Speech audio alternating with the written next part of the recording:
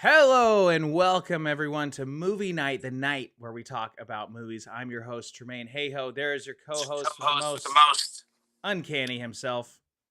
What We up, are everyone? hello everyone. Tonight, happy Friday the 13th, everyone, by the way. Happy Friday the 13th. Of course, I had to have Nice. you gotta have the accoutrements, right? I hope you guys are liking the new setup because tonight we are going to talk about date night movies. Date night movies, romantic comedies, maybe a couple horror films. It's going to be great. All right, guys, tune in because it's movie night. It's movie night, baby, movie night, baby. Movie night, baby, movie night, baby. Movie night, baby, movie night, baby. Movie night, baby. Watch a movie and we talk about it. Then we talk about it on the show. Watch a movie and we talk about it. Then we talk about it on the show. Movie night. Movie night, baby. Movie night, baby. Movie night, baby. Movie night, baby. Movie night, baby. Movie night, baby. Hey ho, and I guess what I do. Oh, movie night on YouTube. Hey ho, and I guess what I do. Oh, movie night on YouTube. Ooh, babe. Movie night, baby. Movie night, baby. Movie night, baby. Movie night, baby. Movie night, baby. Movie night, baby.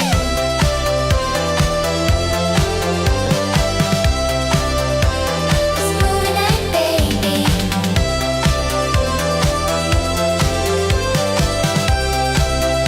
It's movie night, baby. Movie night, baby. Movie night, baby. Movie night, baby. Movie night, baby. Movie night, baby. Movie night, baby. Movie night, baby. It is movie night, the night where we talk about movies.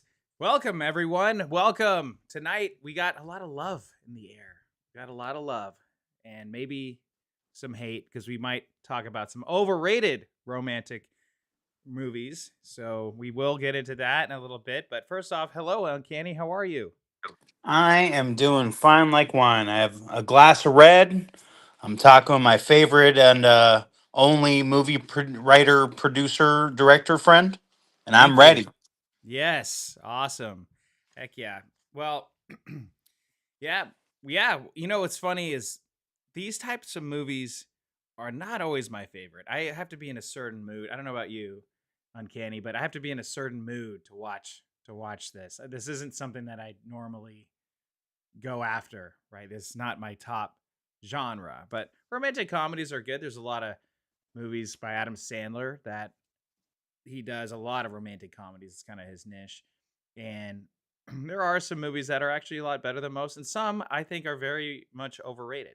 So we will talk about a lot of those as well and compare our lists. So just so you guys all know, we both have lists that we put together, and we might have some that are the same on both lists. We might have different ones on the list, by the way, too.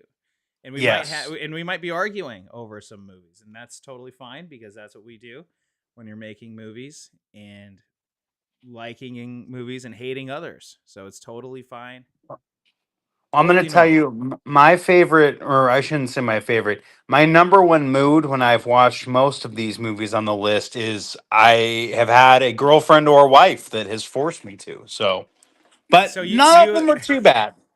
right. So you at least have an excuse as to why you could you could watch them. Listen, I know you have a secret poster in your room of Bridget Jones's Diary from the theatrical release, and it's fine. No judgment, my friend. The only way I would ever have a poster of Bridget Jones' Diary is so I could throw darts at it. I cannot stand Reese Weather, not Reese Witherspoon. What's her name? Uh, It's the British girl, right? she's not even British, isn't she? She's not Brit. Is she British? I don't know if I she's don't. She British. plays a British woman in the movie. But did you really? Sorry, I know we're throwing off already, but whatever. F it. This is our podcast. So, did you see that they made a new Bridget Jones Diary movie?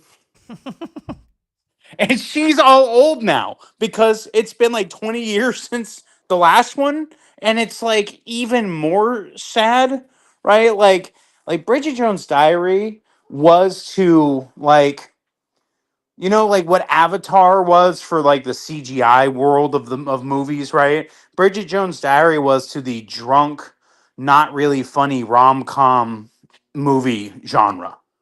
Right. I remember when it came out, everyone was talking about how great it is, how awesome it is, and that it's this wonderful romantic movie. I watched it, I think maybe for 15 minutes, and I was just so annoyed by It's so what's her boring. name. Yeah, and help us out here in the comments below. I know I could Google it, but I'd rather that you guys comment about what's her name, what's the lead actress in Bridget Jones' Diary. By the way, we'll say what's up, everyone. What's up, Smiley? What is up, Absalon family? We got Trevor Harris in the building. What's up, Trevor? And we also have Chris in the house. C. Wallace Films. Hello, everyone.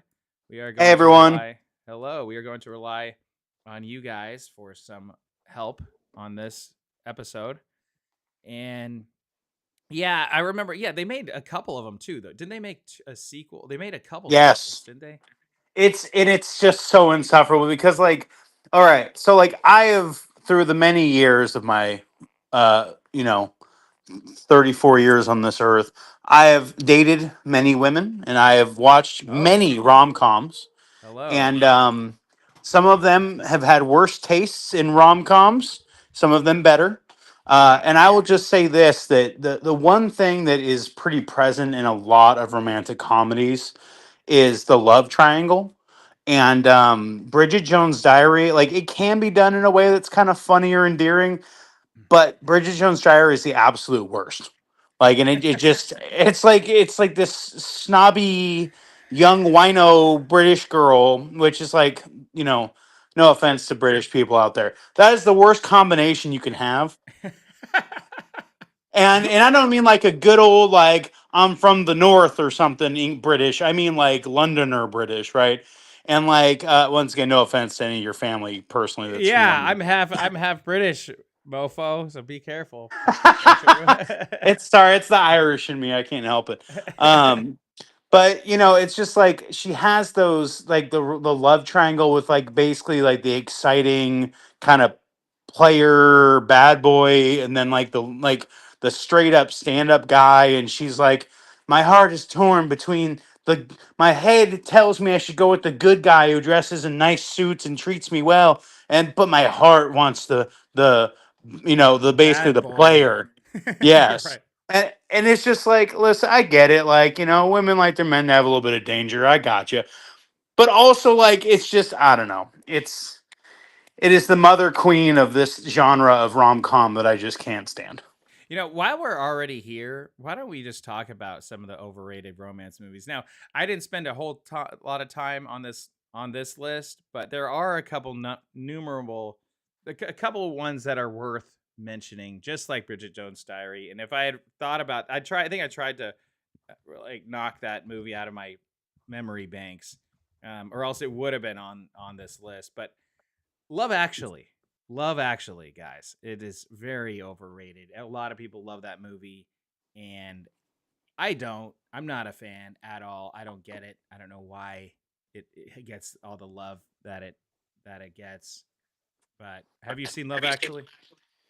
Um, no, I haven't seen this one. Okay. Well, okay. Well, then we'll move on. And then 500 Days of Summer. It's a movie with who's the guy that played Robin in Inception, or Robin in the Dark It's Knight. Zoe Deschanel. That's her name. No, not Zoe. No, not Zoe Deschanel. No, yeah, the girl that's in it is but the guy that's in it is who's the guy in it? 500 Days of Summer. Help me out, guys. Joseph Gordon-Levitt. Joseph I Gordon-Levitt. phoned in Yes. a friend, aka my wife, on that one. She's gonna be helping me out a little bit in the background. Good. At least we have one female watching, so that's good. We're the female representative watching.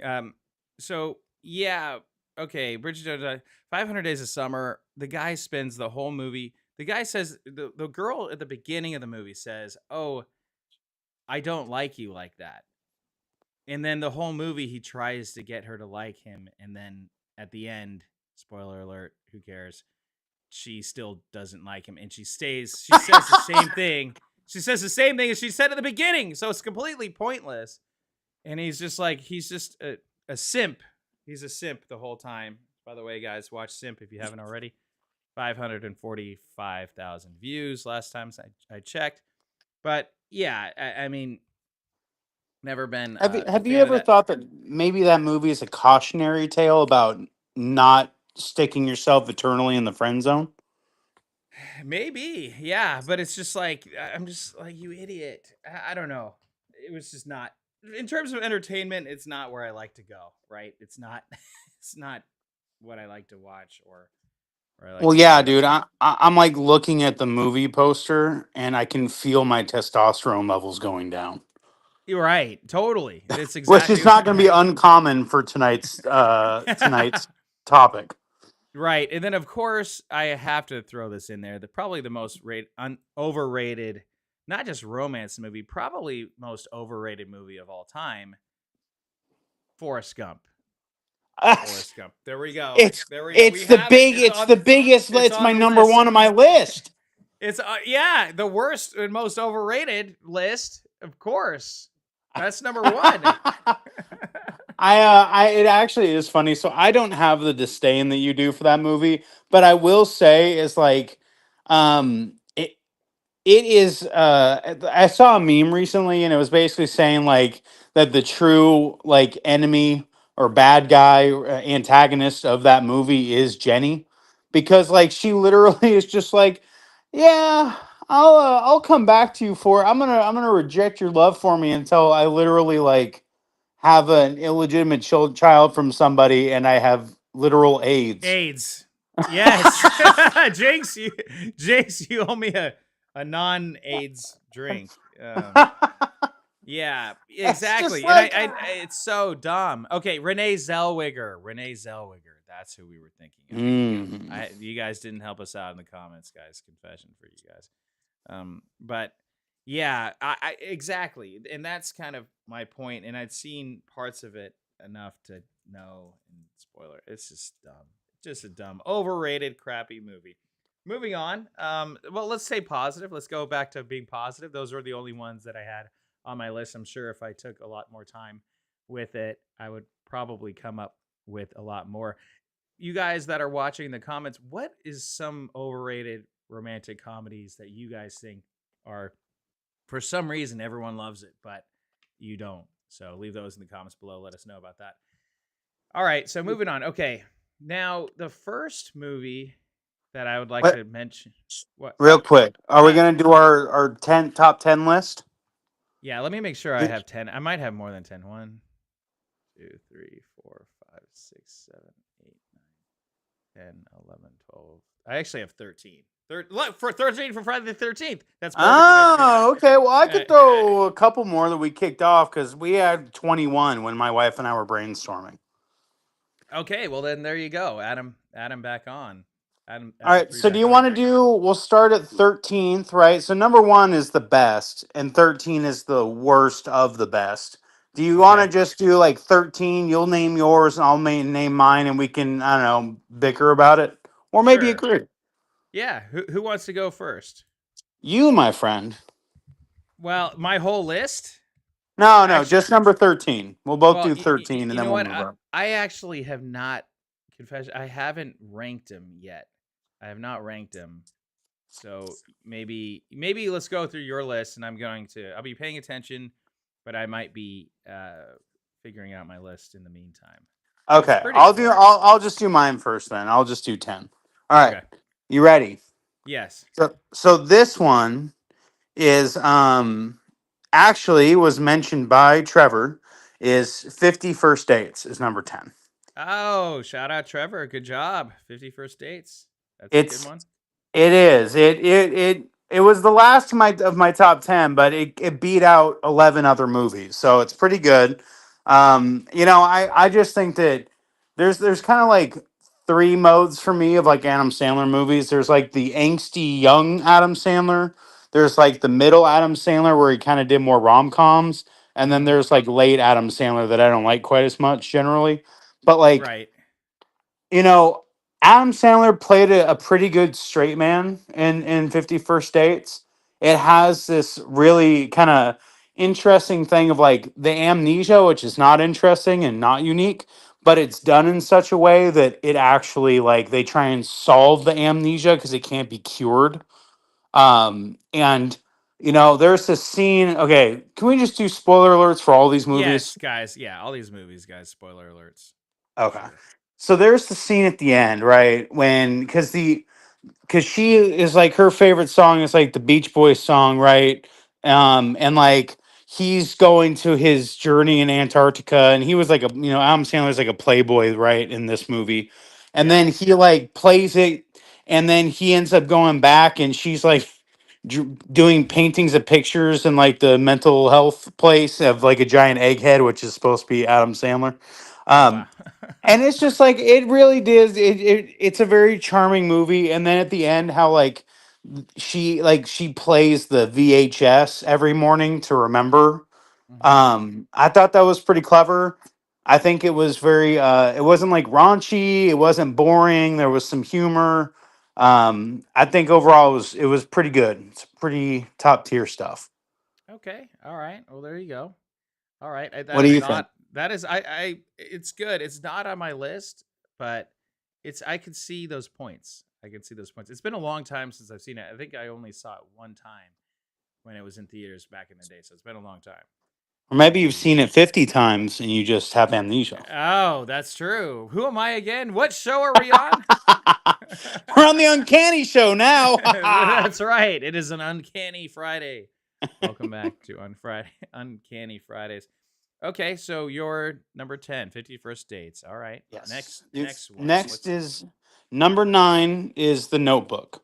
Now, I know that The Notebook is kind of like a running joke in the sense that like it's kind of like I don't know, like me and my friends that kind of make fun of each other, like, oh, we're gonna watch The Notebook, right? But like, if you actually watch it and you can stomach the fact that you're gonna watch just a straight up romance movie, yeah. it actually is done pretty well. Like the main actors, especially what's his name that also played Ken and Barbie. I always forget his name, but um, Ryan Oh, Gosling, Ryan like Gosling. Yeah, yeah. Yes. he does a great job. Like it's like I think it's kind of like what if you took if you took Forrest Gump, but you made Forrest Gump like competent instead of like functionally handicapped, and then you made it so that Jenny was about 10 times less worse as a human being. Um, that's kind of like The Notebook, but done better. Okay. Yeah. Yeah. Okay. That's a. I mean, it's a classic film. It's so memeable. It is so. That movie, by the way, was written by Nicholas Sparks, who graduated Bella Vista High School in Sacramento. So shout out to him. Really? Yeah, yeah. Shout out Nicholas Sparks from Bella Vista High School in Sacramento. He's written a handful of other ones that have been successful. I think The Notebook is his most successful. Correct me if I'm wrong out there, wife out there, but not yeah, your wife, not mine. But but if there is a wife out, if The there is a future wife, wife. yeah, if there is a future wife out there for Tremain Hayhoe, comment below, say hi. Don't be shy. um, still no date for Valentine's Day, so that's me. All right. Okay, moving on. So wait. Actually, you know what? We could trade off. Well, no. Let's keep going with your list. Okay. All right. So we're at number It's 8. I am curious though. Was The Notebook on your list? It actually wasn't. It's not on my list. I again, that is another movie that I watched at one time and I appreciated it for what it was. I liked it. I don't have much hate for it. I It's I don't just you're a man. Yeah, exactly. I'm a man. I'm a man is the problem. And yeah, I mean, I'm sure. You know what? What? Oh, you know what? What I did really like about it was how they show the old people at the beginning, right? Yep. And then I It really turns like out that. it was them, and Right. she had amnesia. Spoiler alert. Yeah, exactly. The whole amnesia thing comes back again. So, I think that it's a sweet movie. It's very endearing. That was my favorite part of it, and it was. I do like the fact that it it they had a lot of difficulties and they ended up together. So that's sweet. I think, and then of It course was. the rain scene is so classic. And The I'm just gonna say it. I do appreciate that Ryan Gosling's character basically built a house. That's like, listen, like, right? If is like if you're gonna be doing, if there's gonna be some spark of masculinity in a romance movie, at least Yeah. Ryan Gosling's building a house and he went off to war. Like he was in construction. Like he wasn't just some like. Once again, I'm so sorry about slandering your people, Tremaine. But like in like Bridget Jones' Diary, like what is this dude like Okay. a We don't claim finance guy or? we don't claim Bridget Jones, by the way.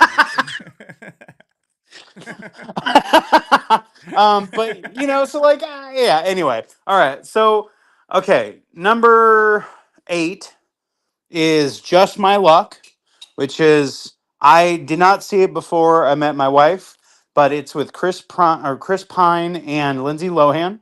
And the premise is basically that Lindsay Lohan has all the luck. Like she's a very lucky person, Mhm. she's a beautiful young woman. And then Chris Pine has I one reason I like this movie is it's funny because both the actors are pretty funny. Oh, Um, right. but Chris Pine has the shit luck, which I sympathize with because I also was born with the shit luck. And they end up kissing at a party because he's like trying to sell, like he's a producer for like a punk band or like a rock band that's trying to, anyway, so like they kiss and then they trade luck, and then all of a sudden Lindsay Lohan's life falls apart and he gets like all super lucky with all this. So then they end up like swapping their luck kisses back and forth, and they end Oh, up wow. deciding just to be together because they fall in love. And the whole thing is like, well, now they can both have basically even luck, right? So Oh, well, there you go. Okay, that's kind of sweet. Yeah. it Well, is, and Chris Pine does a really good job in that movie too. when you're going through some type of romantic comedy and you just go along for the ride with it, I mean, there isn't anything wrong with it. It is something that you kind of check your brain at the door with a lot of it. It's a gimmick, but it works. Yeah. Yeah, exactly. Okay. All right. All right, So number 8, just my luck. Number 7. number 7. Number 7 Oh. is a goofy movie. Not A the goofy actual movie? goofy. No, no, no. I I watched realized that that after I recently. said it. I watched that recently. It's a good movie. I love that That is movie. a good movie. That's not what I meant. It's Okay. this movie is John Tucker Must Die, which Yes. Well, I haven't seen it. Uh, I, but it is it good? is. Yeah, I won't spoil too much then, but it is a fun little romp. Long story short, there's a guy named John Tucker and he's like a player, and he has dated like all of the women on basically like the cheer team, and then he gets interested in this kind of like innocent naive girl, and Hmm. then the innocent naive girl basically conspires to ruin with these three cheerleaders, or three, I don't know if they're all cheerleaders, but these three other women that dated John Tucker to basically ruin his reputation in his life. Oh, But it's wow. super super goofy, and it is one of those movies it is not smart. It is just like wacky, what, early 2000s, like teenage rom com. Okay. All right. Well, fair enough. But there is some really funny moments in that, because the character John Tucker is so smooth that Hmm. like every time they try and ruin him, he basically just charismas his way through it. And so, yeah, so I would recommend if you have some free time and you're like, I feel like diving back into the early 2000s. Like, it's not a bad movie to put on. I think it's like an hour and a half or something. Well, there was something that we'll get into the movie that I'm talking about that brought me back to a certain time and era. That was pretty cool. And that is something about a lot of these rom-coms where you can come back to the wherever the location is. If it's a cool location, whether it's Sleepless in Seattle or you know, that's always um yeah, the location counts and the time period and the era counts too because people are using Yes. different phones, they're different methods of communication, and which we'll get to one of those movies that's on my list that I'm pretty sure is on your list too. But okay, so number 7, John Tucker Must Die. Number 6, what is number 6? Number 6 is The Proposal with Oh, Sandra Bullock. yes, Sandra Bullock and what's his name? The guy who does my brain. What's that movie with Wolverine that came out? Ryan Reynolds. There we go. Um, and so this movie it has Betty White in it. The Oh, late great Betty White. yes. Um, yeah, you've seen The Proposal, haven't you?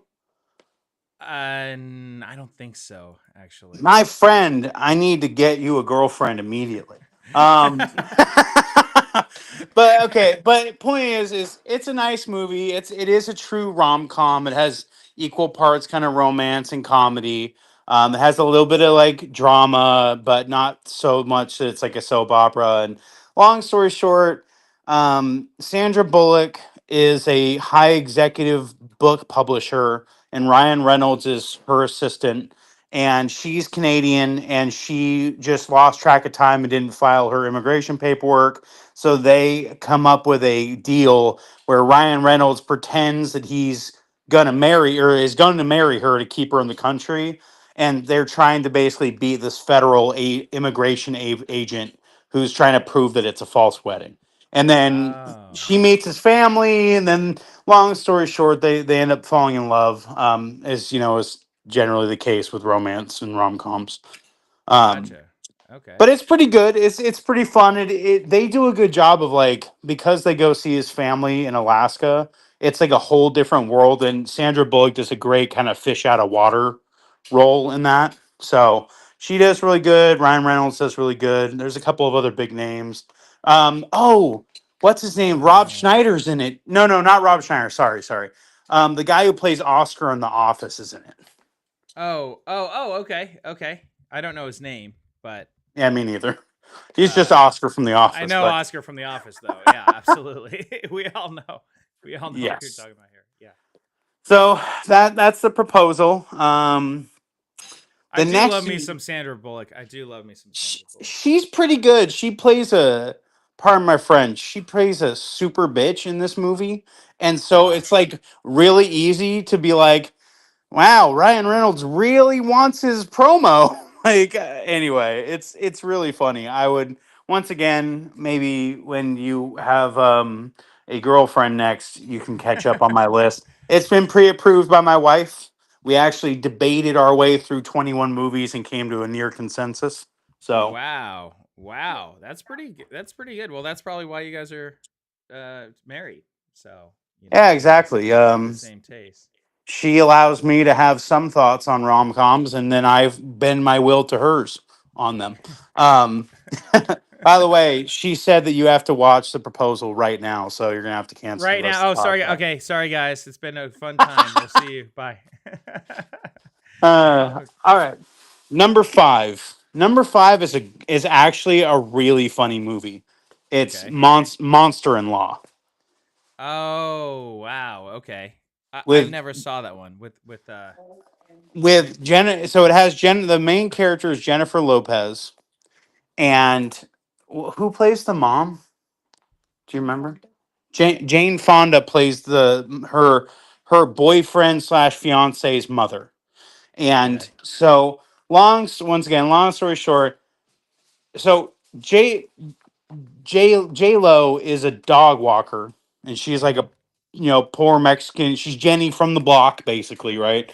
Um, um, and so she's gonna get married to this doctor, and he's like a super nice guy. He's basically not really in the movie that much, but he's kind of like the central tension point between J Lo and his mother. And his mother is a talk show host. She's basically the female version of Walter Cronkite. Oh Um, wow. and so, but then she gets replaced by basically like a Britney Spears lookalike because she's too old and boring. And then she has a mental breakdown, and then Wait, she Jane finds Fonda out, is or yeah, Jane? Jane Fonda. Okay, okay, okay. Yep. Because I was gonna say Um, not Jennifer Lopez because that would no, she was yeah still pretty young in this movie too. yeah No, I she, know. but so she basically the mom, her the to be mother in law, Jane Fonda, finds out that JLo is trying to marry her son, and she is like, she does her absolute hardest to break them up, and like there's all kinds of crazy hijinks that may or may not in the real world be considered felonies.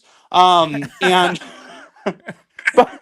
but it is funny because it is like the classic that is a rom-com done once again done right, because there is the love interest that's centered to it, but it's this battle of wills between J-Lo and Jane Fonda that just spirals out of control to the point where like basically that like everything is kind of ruined. They end up coming together and figuring stuff out, right? Because it's a rom-com. But it's and what's her name? Who's the Wanda Sykes? Wanda Sykes is Jane Fonda's assistant who like helps out with the hijinks. So you get kind of like Wanda Sykes thrown into the mix too. So it's a pretty good time. She's pretty I watched that funny. one a few Wanda times. Sykes is funny. She is, and it's great because like Jane Fonda, just like I said, she just descends into madness and this like singular desire to destroy J Lo and It, her son's relationship. Jane Fonda is a really good actress. She She is. actually really is. She's a complete whack job, I think, in real life. Well, she But played a good one in this movie too. oh well, there you go. Yeah, she was in a on a complete side note. She was in a movie called They Shoot Horses, Don't They? Have you heard of that movie? No. Yeah, and she gave like this really stellar performance. It's a Sidney Pollack movie. It's a drama slash melodrama. It's probably one of the most depressing movies I've ever seen in my entire life. There is, Wow. yeah. It's up there. It's like Requiem for a Dream, pretty much. It's about a Depression era dance marathon where I a mean, that brutal sounds like a good time. I know. So, a brutally bleak screen adaptation of the pulpy Horace McCoy novella about a Depression era dance marathon where down and outs.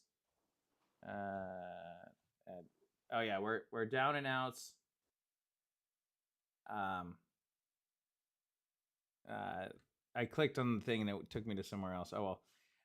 Gloria's young woman of the Depression. She was aged beyond her years and feels her life is hopeless, having been cheated and betrayed many times in the past. While recovering from a suicide attempt, she gets the idea from a movie magazine to head to Hollywood to make it as an actress. Robert is a desperate Hollywood citizen trying to become a director, never doubting he could make it. Anyway, so Actually, minus the whole suicide thing, it actually sounds like kind of a romp.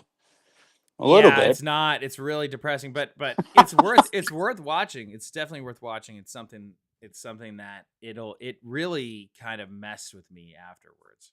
You have to just watch it. Don't look too much into it, honestly, because Okay. you'll learn too much about it. But it's better to go straight in. It's worth watching. But anyway, it's not really a romance movie, so I'm going off topic. Sorry, guys. Let's go back to yours. So you had Monster in Law at number what? Number 6? 5. Number 5. All Okay. right. So number 4 is Number a 4. classic, The Wedding Singer. Oh, nice. Of course. Yes. Yes, I've Good heard old reviews. Julia Gulia. Ju- Julia he- Gulia. That's funny. Why is that funny? I don't know. uh, He's like, I don't know. You see that right there? oh He's like, man. you see that right there? That's some grade A Top choice Top choice meat. meat. I love the.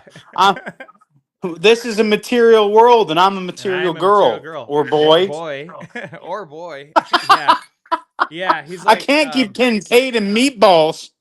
yeah, and he's like, why do you want why do you want a job here? Well, because I want money. I need money. I don't have a lot of it. I keep some in a jar up above my refrigerator. It's like, It's just that movie. That is, I have to say, I love early Adam Sandler, and I'm a big fan of a lot of his a little bit later movies too. That movie is probably one that I've watched the most. I was about to say that's the one I've definitely watched the most, and we'll get to my list too. But yeah, I guess spoiler for me that is on my list for sure. And the soundtrack, not to mention the soundtrack. I mean, the Oh, soundtrack it's is great, man. incredible. And talking about going back and being transported into a certain time and era, that movie does it. Like It when really his does. friend is wearing the red Michael Jackson Oh my jacket with the gosh, one yeah. glove. Yeah. He's like, take off the glove, man. You look ridiculous. He's Dude, yeah, that's the thing. Is like, well, and here's the thing too. Is like, there's a lot of movies that try to use nostalgia bait, right, to like get an Mhm. audience. So it's like this is kind of how I felt a little bit about Ready Player One and Two, the books. Is like, remember the 80s? Wasn't the 80s great? Right? And it's like, Right. well, listen, man, like, yeah, but you can't just keep throwing out 80s references and expect that to be a story, right? Right, exactly. It's got to go a lot further than that. And that's my gripe. That and the lead character of that movie was just about as bland Yes. as milk toast. I think we've talked about this before. We have talked about this before. But yeah, Yes. yeah. I mean, you have for that movie to be done right, you need like a Michael J. Fox type character, a really likable guy with a lot of charm and character and charisma, someone to carry the movie, not someone who's really bland that you don't really care about and you know. Well, and remember his name is Wade also, which is like, no offense to any Wades who watch this someday, but that is also one of the most milquetoast names I think you could possibly have too. Oh yeah, Wade Watson or whatever it is, like Wade. Yes. Yeah, Wade. Yeah. Well, Eh, yeah. yeah, it's. I mean, the he's better in the book, but like you need an actor you basically need an actor who is able to play kind of like basically kind of a semi obnoxious teenager, like Yes.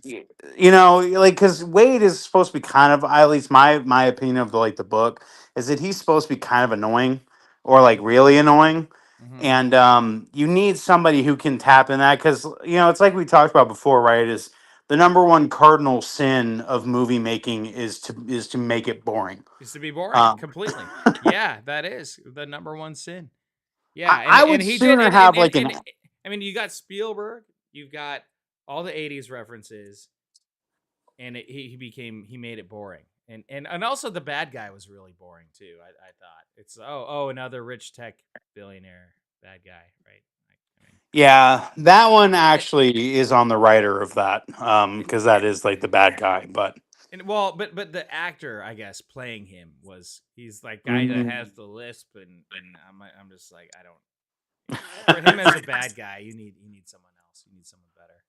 but back to Wedding Singer is the Wedding Singer. I think there is one moment in that movie that I think does that, where it's just kind of like nostalgia baiting, which is when they go and get the ticket when he's trying to get on the plane to go, save Julia from marrying whatever his name is, her fiance, Yeah, Glenn. and Glenn, and the the airport guy says, "Do you like Flock of Seagulls?" And Adam Sandler goes, "No, but you No. do." Yeah, no, but I'm guessing you do. Yeah. Right. You're right. That's Yeah. the one. And it's just because there's not really a setup to the joke, but like all the other like callbacks to the '80s is like really good music, which is just appreciated in general, and in like actual joke setups or like kind of funny quips or something. And the tone and the vibe and the haircuts and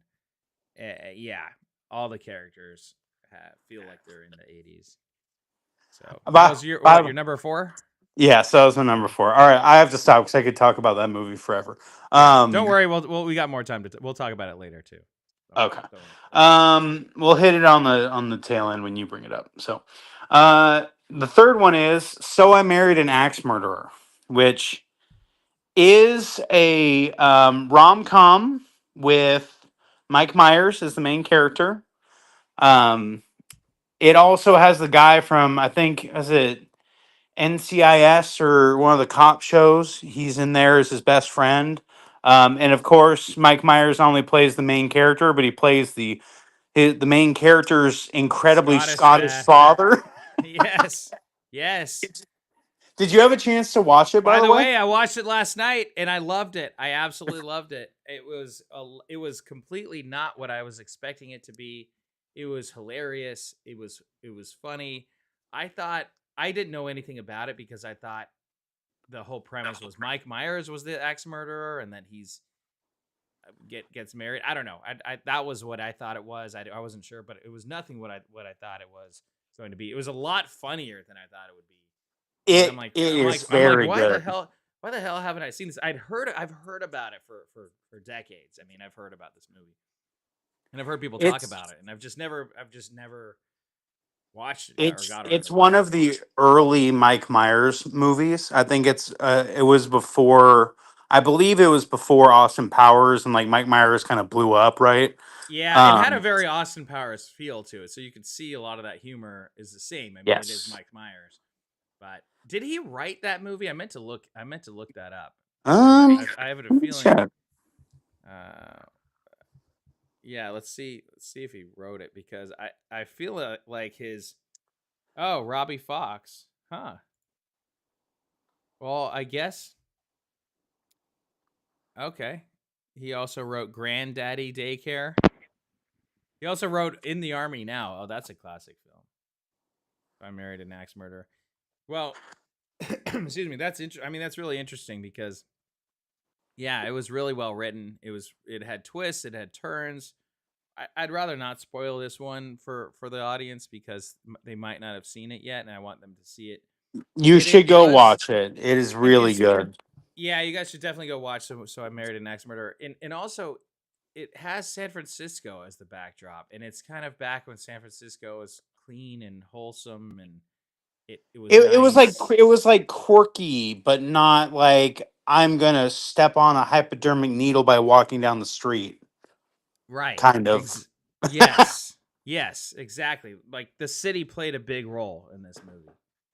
So. And it's really cool too because like I don't know if by this point, so I looked it up and it was released in 93, so it's definitely pretty early on. I was only rocking 2 years old at that point. Oh um wow. and but like I don't know, there is like I will say this, there's a lot of kind of love for SF in this because you like, just walking around sets, like they're driving around town, they have really good shots of the city, like they have like when there's that scene, and this isn't spoiling, this is because it's just like a thing that happens, is like when she's scratching his back and he's like talking like, ooh, Golden Gate Bridge, oh, downtown Fisherman's Wharf, right? And it's like, and it's kind of funny because he's using a map of SF to like tell her where to scratch his back, and like that's just really charming, right? Like I don't know, Yeah. it's Yeah. No. I agree with that. I agree with that. By the way, I should have been doing this. I'll put up the poster of the movie we're talking about at the time. So well, there we it'll go. be easier. So here we go. So Yes. and I one last thing, because I know we don't want to spoil it in case people want to go watch it. I definitely would advise they do it because it's not long. It's You on can rent Tubi it for. TV for free. It's on Tubi TV for free. There we go. That's where I watched it. So watch there. So I Married an Axe Murderer. Um, I do love what this is like. Mike Myers, like you said, it's you can see kind of like it almost build up from this to being like a jumping platform to Austin Powers, right? Because like the way the interaction that he does, the scenes of like him and his dad, where he plays like these wildly different characters and he just does it like it's just so like he plays them straight, but also they're so outlandishly crazy as people that like you just can't help but just love it. And he's so funny. His talent, he's so talented. I'm like, wow, this guy is so talented. I think he must have been in his 20s at the time. And it's like, I'm like, dang, dude, this guy is, you could tell this guy was going. This guy was going it's places. it's like an orange on a toothpick. It's like, what? Head Yeah. move.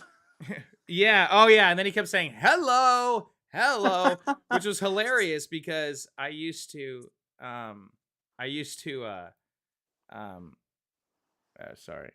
I used to say that all the time. I used to say that hello, or someone says anything, it's like hello, oh hello. I don't know. I went through that phase where I was saying that all the time, Or and that it even must just have come like from this. I don't know. It must have come it, from it, this. it must have. I just so many things about that. The dad is my favorite character in that whole show, and or movie. And like I watched that as a kid, and so like my dad would tell me like when I was in the way, he'd tell me, "Hey, move," and like the fact like the Scottish Wall of Fame, like the in the The wedding background of their living scene. room. Oh yeah, The yeah. Wang saying, and even when he goes on the rant about the pentaveret and the like the one world order, how like the colonel Oh, from I know. KFC. Oh my gosh. Oh yeah. Oh my gosh. Yeah, yeah. He's like, did you know there's a band of 5 people called the Penta, well, not the pentagram, or the Penta, whatever it is, and they rule the whole world. They're like, oh really now? I love the, and he's like he calls him on it. The colonel, oh, he put something in his chicken that makes you crave it fortnightly, smart ass. It's just like those the lines that he did, and he played it so straight. Like I don't know, Well, man. I love that movie. another line I liked when he's like, when he goes to her apartment and he goes, you know what this apartment needs? An outlandishly huge poster of the Atlantic, like city, or whatever, Of Atlantic City. Yeah. yeah, yeah, the Atlantic Oh, City. Yeah. This it's like this ridiculously huge Florida ceiling poster of Atlantic City. Like, yeah, and you and know I this do, apartment. and I also just I won't give away any of the plot points, right? Obviously, by the name, there's something. There's an axe murder, right? Yeah. But There was a point where I was like, wait, so is there an axe murder well, in that's this the thing movie? is, it's like this movie was just like a kind of goofy comedy with like a bit of a dark edge to it, and but they it's just it's still written so well because there is like the is she not like and there's all these back and forths, and then like there's the surprise at the end, and it's like and it's just it is a better written movie than like a lot of mainline blockbuster movies that we see today that cost hundreds of millions to make. And it was like some kind of cheesy Mike Myers comedy. Oh, you still there? See, everybody, it is my show now. Okay, I'm back. I have no idea what just happened, but I guess we lost connections, but we are back. Hello? Can So you hear me? yeah, Yeah. yeah, I can hear you. But yeah, anyway, so just to wrap it up, it's just I like how a lot of mainstream like mainline multi hundreds of millions of dollar movies have less intelligently written plot lines than this Mike Myers comedy that was some goofy rom-com from the 90s. From 33 years ago. Yeah. Yeah. I mean, it's pretty impressive. It was really impressive, which, by the way, spoiler alert, this does make my list too. It made my list. So, Yes. yeah. So much to the point, I'm like, oh, this has got to go on the list. Because, I mean, it's so funny and endearing, and it has twists and turns. And it wasn't some type of gimmicky, because let's face it, some of newer Mike Myers' stuff is a little bit gimmicky. And yeah, he's funny, but, I, you know, This one had real heart and soul in it. yeah, it had heart, it had soul, it had twists, it had turns, it had it all. It really did. So yeah. All right. So number 3. That was number 3, right? So top, yes. So that was the first of my top three. The second one is I count it as a rom com. I know this one maybe is a little bit on the edge, but We actually just rewatched it yesterday, and that is Groundhog Day with Oh Bill yeah. Murray. Oh yeah. That movie is even older than So I Married an Axe Murderer, and it still holds up. It is a 93. I great think it's the movie. same year, right? The same Oh, year, is almost it? 90. Yeah. This is It says 93. Oh, there we go. Okay. So, I 93 was a good year, I guess. But It's a like, great year. it's, I don't know if anybody who hasn't seen this movie because it was so popular, but I won't spoil too much because this is another movie where you just need to go watch it. Like, it does not do it justice to hear about it. But it is a great movie. It Yeah. it really is, and it is both smart, like and like thought provoking, and also funny and endearing. It's like all of them. Um, and it's and the actors do good. Like the plot makes sense, and like I said, it's thought provoking. Like, I won't go into the full thing in case anybody hasn't seen it. You need to go watch it or just go watch it again. But like Bill Murray is a cynical weatherman. Asshole. Yeah. Yeah. Yes, grade A asshole. Like, he basically only thinks about himself. He's disillusioned. Like, he's cynical. They go to Punxsutawney, Yep. Puxatawny. Philadelphia or Pennsylvania. They go to this groundhog festival, and the first day that they're there is just him basically kind of like, oh, just gotta get it over with. I'm getting to a new station. I'll never have to go to a stupid place like this place again. Like, he's calling everyone hicks, like he's making snide remarks to everyone. And then he wakes up and it's the exact same day. Yep. So he functionally goes through, I mean, it doesn't even say how many days that he repeats, but if you think about the implications of what goes on in the Oh, it was plot, probably like thousands. It it, literally probably was hundreds to thousands at the it same was day. at the very least a year of the exact same day, and that would Yeah. be pretty, like, and like that's what I mean by it's thought provoking is like, what what is like he like what would you do if you just have literally the exact same day to relive? Like, there's Totally. no moving forward, no progress. You could read all the books in the world, but you can never do anything with it because you just wake up the same morning. Right. Right? Yeah. Yeah. Yeah. Exactly. You Yes. could write a book, but it'd be gone the next day. You could paint a painting. You could do, like, you could learn a whole language, right? But like, you're stuck in basically what is a A almost like time loop. a, yeah, like a dystopian sci-fi time loop. Yep. Um, Yes. but I love not only that it's thought provoking, but it's very endearing in that uh, the kind of his orientation of mind changes while stuck in this hellscape that is a never-ending, time loop, and it's like it's very endearing in the like that could have gone all kinds of ways. In fact, it does. Like, it runs the full gambit throughout his experience, reliving this day over and over again. It gets And actually some there it's is a really period when it dark. gets pretty depressing. I mean, I was like, oh man, Yes. this is tough. Like, this is rough. Oh my gosh. And then he's helping the old man get across the street, and he feeds him, and no matter what he does, the guy still dies. And yeah, I mean, there is some heavy stuff in this movie. And And yet it still is funny and it's still heartwarming, which is a rare combination of things. yes, yes, exactly. And that's what I think all of these have in common. The ones that we've picked, they have something that is heartwarming. There's something more than just laughs or just Bridget romance. Jones. Yeah, Bridget Jones. Oh my gosh. Yeah, just throw her back under the bus. I mean, she's yeah, she does not.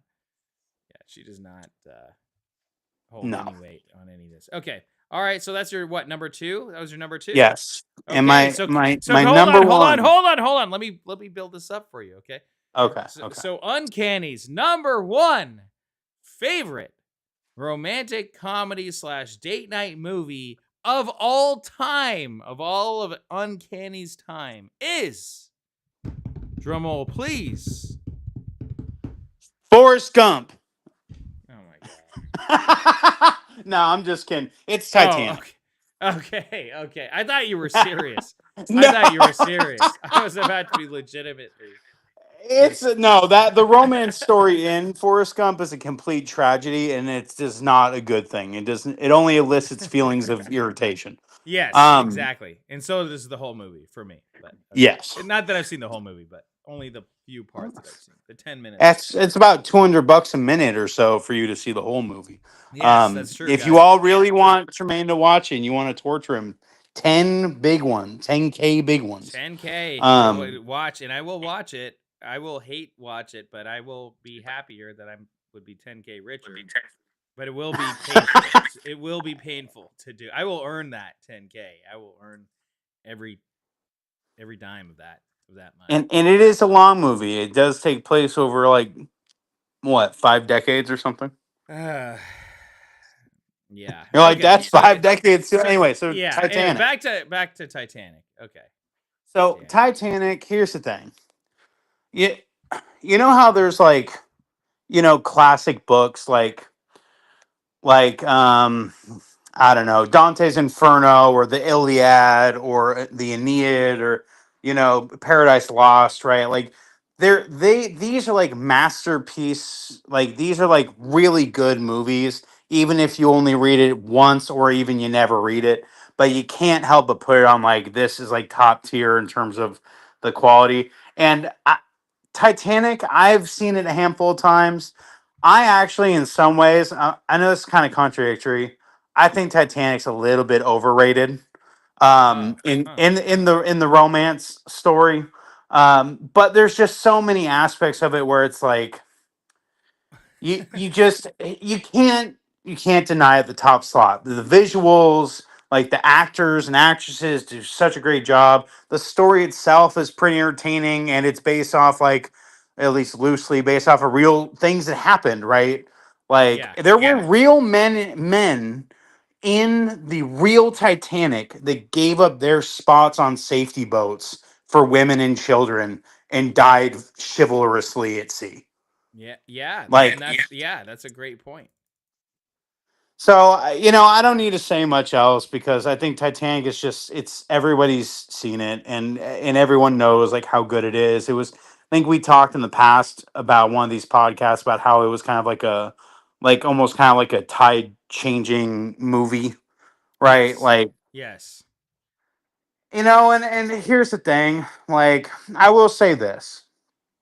I have a gripe with Rose similar to I have a gripe that I have with Jenny, and they and nobody's just okay. If there were any women in the chat, they'd probably hate my guts right now. They're gone But now. Well, yeah. they're Well, they were gone now. never even here. That's for a good reason. But anyway. I've literally had I've had an argument with my wife about why women absolutely love the Titanic and men are like, yeah, it looks cool and I'll watch it, but like, eh.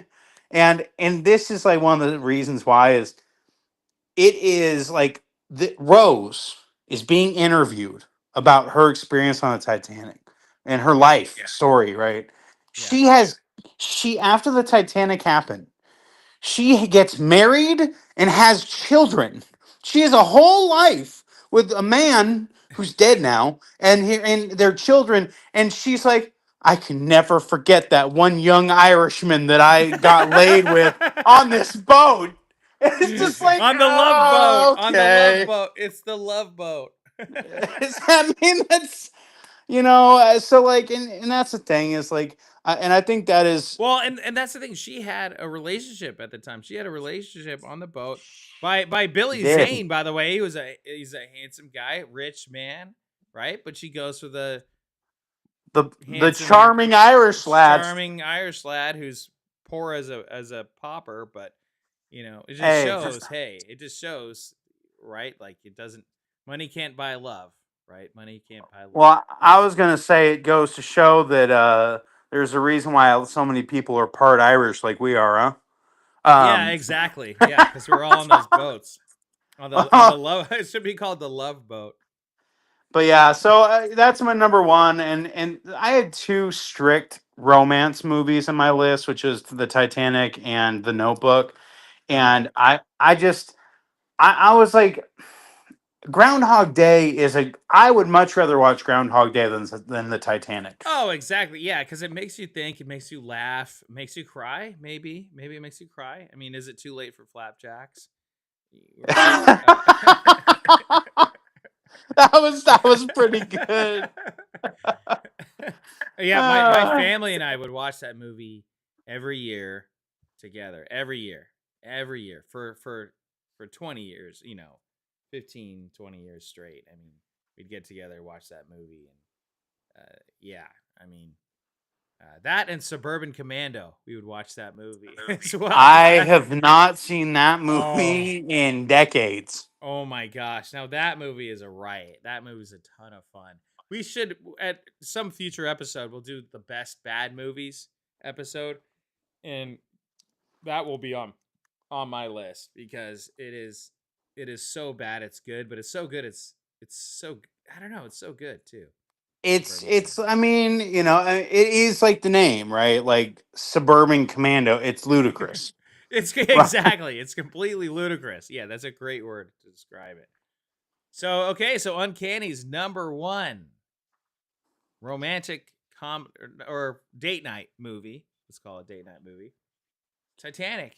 So there you go. Your girlfriend and or wife will be more. They may not be happy for you to recommend Groundhog Day on their date night, but they will absolutely adore if you recommend watching Titanic. Yes, I agree. And actually, you know what? If you haven't seen it, it is a good movie. I think It is. Yeah. And I couldn't, as I love, like I said, I can't stress this enough. I love So I Married an Axe Murderer 10 times more than I love Titanic.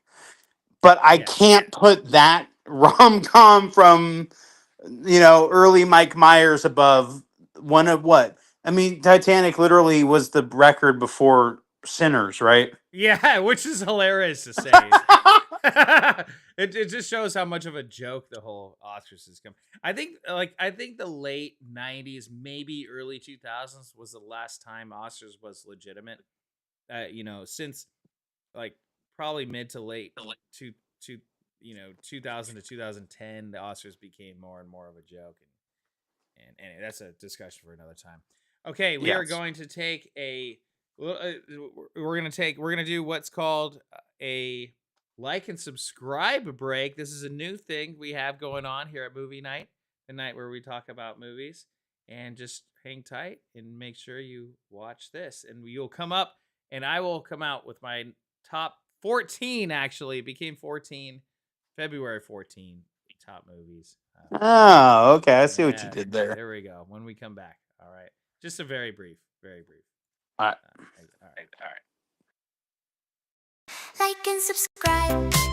It's movie night. Hayhoe Studios, feel alright. I cook up but no drink twice. Like and subscribe to watch more. Watch more.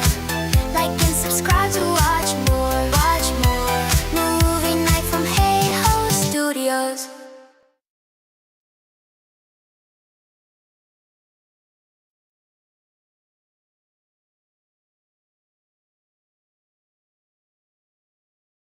Like and subscribe.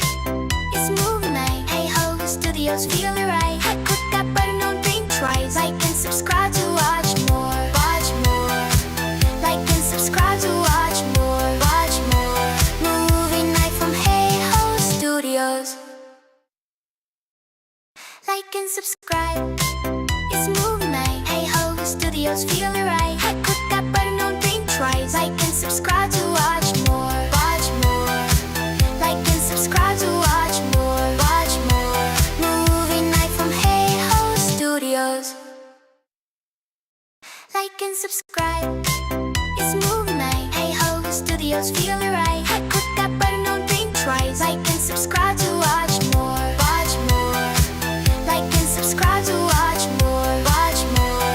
Movie night from Hayhoe Studios. Like and subscribe. It's movie night. Hayhoe Studios, feel alright. I cook subscribe to watch more. Watch more. Like and subscribe to watch more. Watch more. Movie night from Hayhoe Studios. All right, we are back. We are back. Hello. What'd you think Did of you that like one? and subscribe? Guys, did you guys like and subscribe? We got one person watching. That's okay. Hey, one is all we need. And hopefully people watch it back when they play it back. But guys, like and subscribe if you haven't already. That helps us out so much. And yeah, what'd you think of the graphics? I liked it. It was cool. Okay, cool. Great. All right. Well, okay, so my 14 number 14, my 14 top date night movies for Valentine's Day. Number 14, I watched this movie last night after So I Married an Ex-Murderer, and it snuck onto the list as well, just like that movie did. It's called Blast from the Past. Blast from the Past. Have you seen this movie? Black. Cam? I have not. It is a classic movie. It is starring Brendan Fraser and Alicia Silverstone from Clueless, but most importantly, it's starring Christopher Walken. Christopher Really? Walken. Yes, it's Christopher Walken. So Christopher Walken plays this absolute genius. He's this genius slash kind of madman, and he basically is paranoid about it's set in the okay, so it starts off, it's in the 50s, and the Christopher Walken character and his wife's pregnant. They have this huge party they're throwing, and he's talking about like, oh yeah, what are we gonna do, and there's a warnings during Kennedy's era, or maybe the 60s, right? 60s, where Kennedy comes on saying that there's a nuclear threat. And so of course, he's built an underground bunker. So Christopher Walken's character is this genius who already built this underground bunker because he was obsessed with, hey, what if we get nuclear bombed?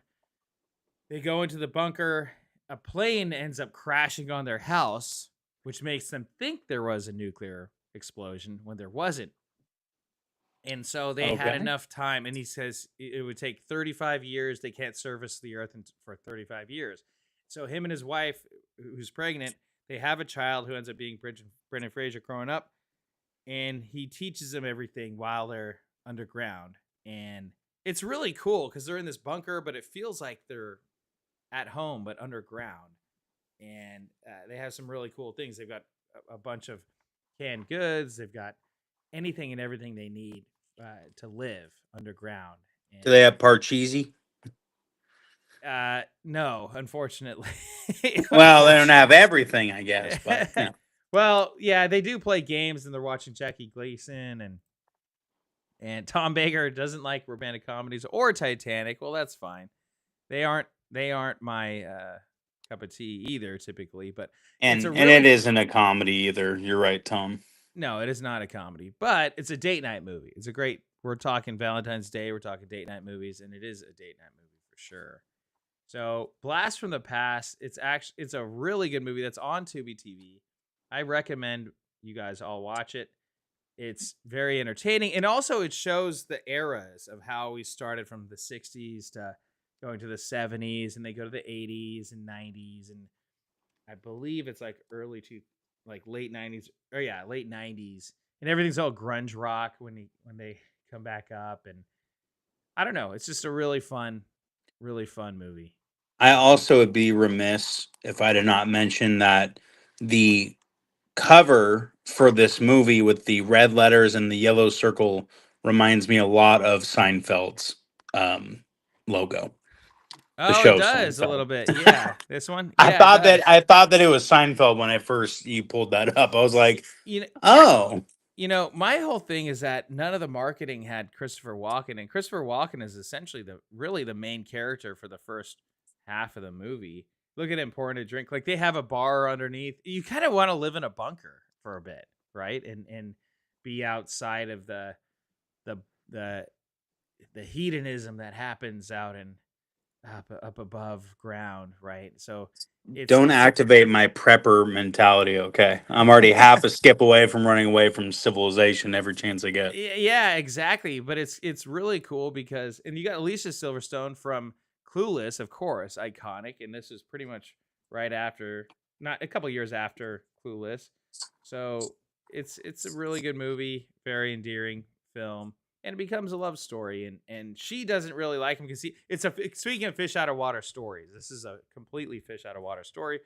But the thing is, Christopher Walken's character like homeschools this kid, and he homeschools him in everything, in French, in Latin, and how to dance. He dances every day in his life, so he knows.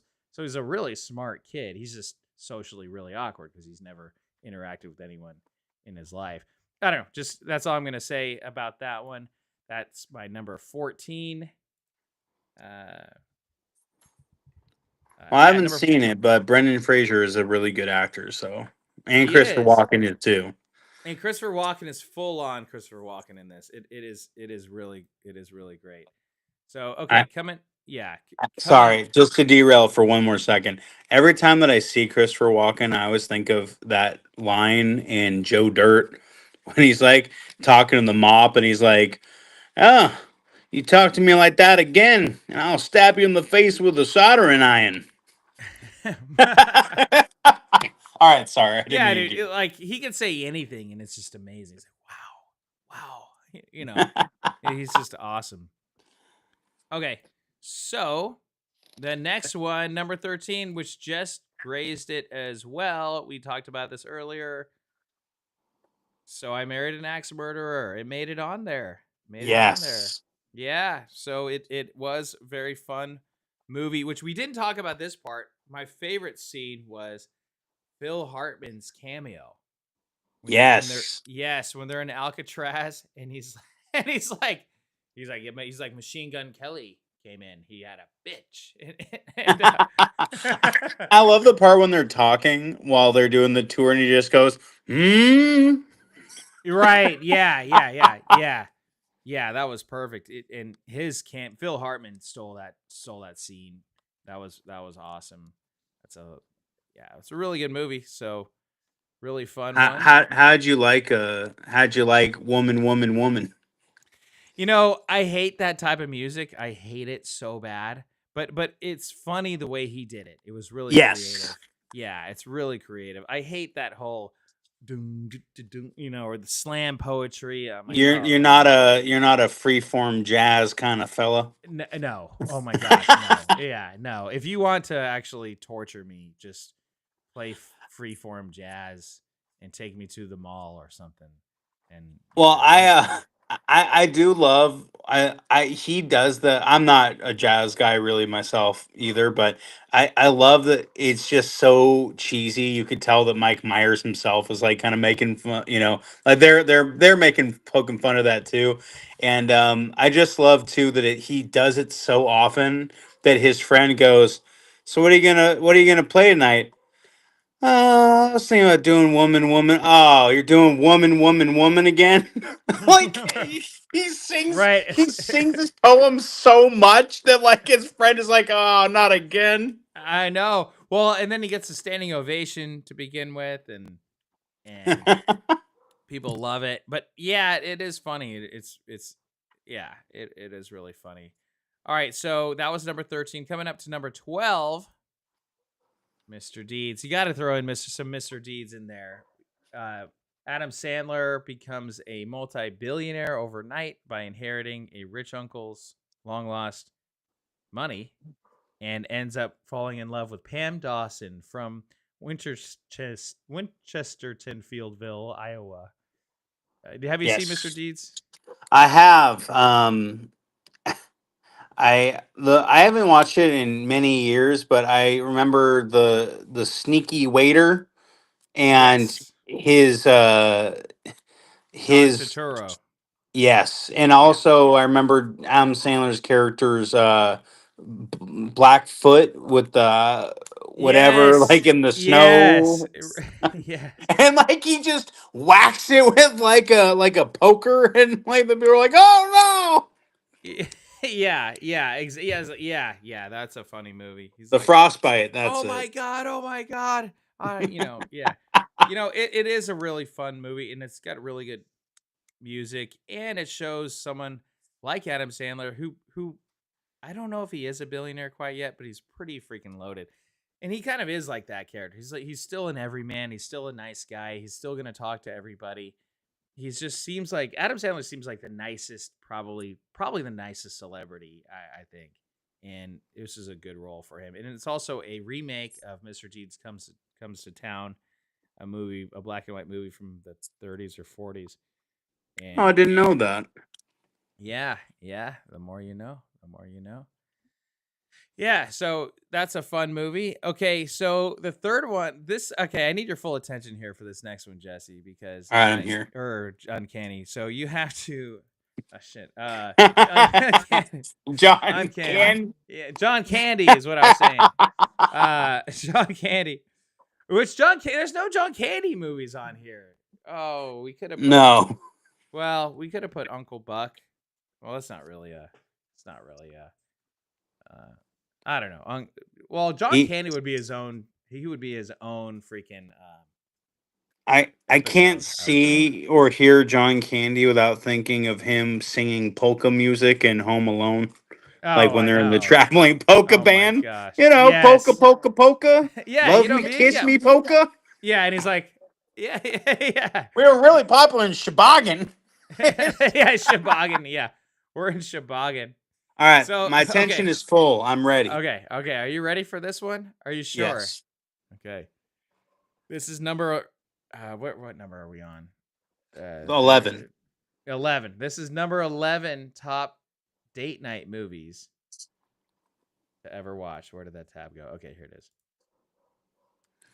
Star Wars: The Rise of Skywalker.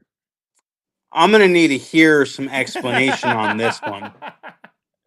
Because I don't know yet, but I smelled something. It kind of smelled like BS. So You'll completely understand. Okay, without going into too much personal details, I watched this at the drive-in movie theater. So if you ever take a date to the drive-in movie theater, right? You got the pop, you bring your candy, bring the popcorn, and you drive in. You got the car, and you watch the movie. And if the movie sucks, it kind of comes to your. It kind of becomes your advantage. Let's put it that way. to make out, is that what you're? Yeah, exactly. So this movie was your wingman, is what I'm hearing. Yes, exactly. Because the movie was so bad, it's like, well, what else can we do during this movie? That's all I'm going to talk about during this time. So that's why Star Wars: The Rise of Skywalker is number 11 for the best date night movies of all time. Yeah. I'm gonna use my BS here to support this. All right, because I'm a theater kid. I'm a good bullshitter. So there is romance in this movie, and it is the long 3-movie lasting love triangle between John Boyega, Daisy Ridley, and Adam Driver. And ultimately, And Rose, she you gotta ends know up- it's a quadrangle because No. Rose Rose is is in like the there. annoying girl that John Boyega dates because he's trying to get Rose's attention, kind of thing, right? Listen, we've all watched Degrassi. We all know, right? But but anyway, so like this is the ultimate that Adam Driver wins and beats John Boyega in the love triangle. And then he ends up dying, much like Titanic, which means really this should be the number 1 for you, because also it lets you, get some smooching in or something. Well, she saves him, or he saves her, and then she had the opportunity to save him, and then doesn't, and then she dies. Yes, It's like, I know. it's like women. Am I right, guys? Am I right? Oh, going back to Wedding Singer, he's like women. You love them, and then what do they do? What do they do? what do they do, man? Like, What's- what do they do? They point to the old guy. He's like, "Well, pull your heart out of your ass," and he's like, "Yeah, see, I I told love you." that line.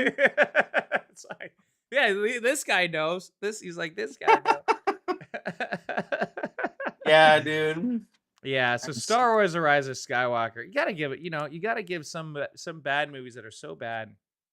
It's good. It's good that they're bad. You gotta work with what you got. Well, All right. and as we've talked about before, I won't go on to a whole Star Wars track because we will literally talk for hours about Star Wars if we don't be careful. Yeah. But you can use the opportunity to make out for like the solid first 45 minutes of the movie, and it doesn't matter because the plot doesn't matter because they just find another wayfinder in Luke's old tree stump house. Yeah. So. Yeah. So you Well, can literally yeah. make out for an hour and then be like, "What'd I miss? Oh, nothing." Okay. Yeah. I think it was. Yeah. Yeah. In our case, it was kind of like we gave the movie a chance, and and then And it failed yeah. you. No, it didn't fail me. We succeeded in so many ways. It was a great, it was a great time at the theater. Okay, Sparks all right, flying on this podcast, right, huh? exactly. With me in a can of soda. Story of my life. All right, here we go. All right, number 10. Number 10. All right, I'll bring up the poster for this one. It's something I should have been doing the whole time, but that's okay. We're getting better as we go, guys, because we're getting better graphics, better lighting, everything. I don't know if anyone else has noticed that, but it's okay. It's fine. So we have. Sorry, where did I put those? Okay. Oh yeah. So it's kind of in the same vein of, again, for me, if it's gonna be a date night movie or some type of romance, I gotta laugh. You know what I mean? I have to laugh. Yes. It's just kind of how I'm wired, and it's gotta be something that we can all laugh at. So Once again, you're a heterosexual male. exactly. So we got Billy Madison.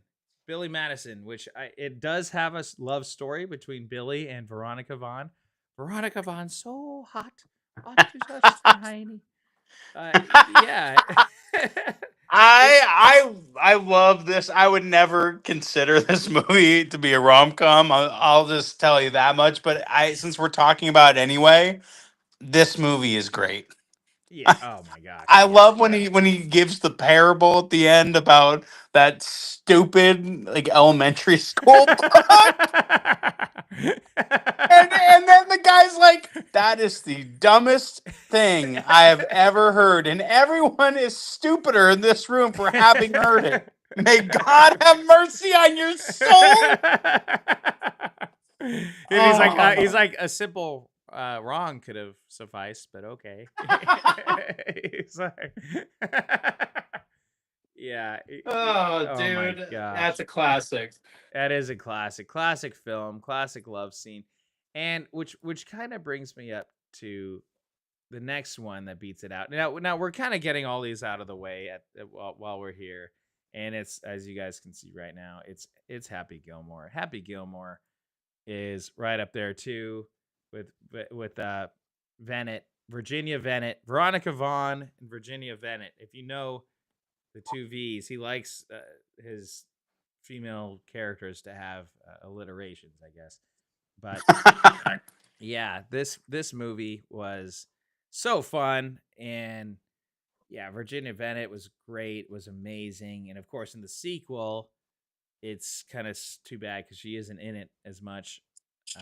I guess without spoiling it, but yeah, Happy Gilmore. I just love this movie. It is fun. It's a funny movie. There is some romance in it, so again, it's what do you like? I guess the price is wrong, bitch. Yeah, the price is wrong, bitch.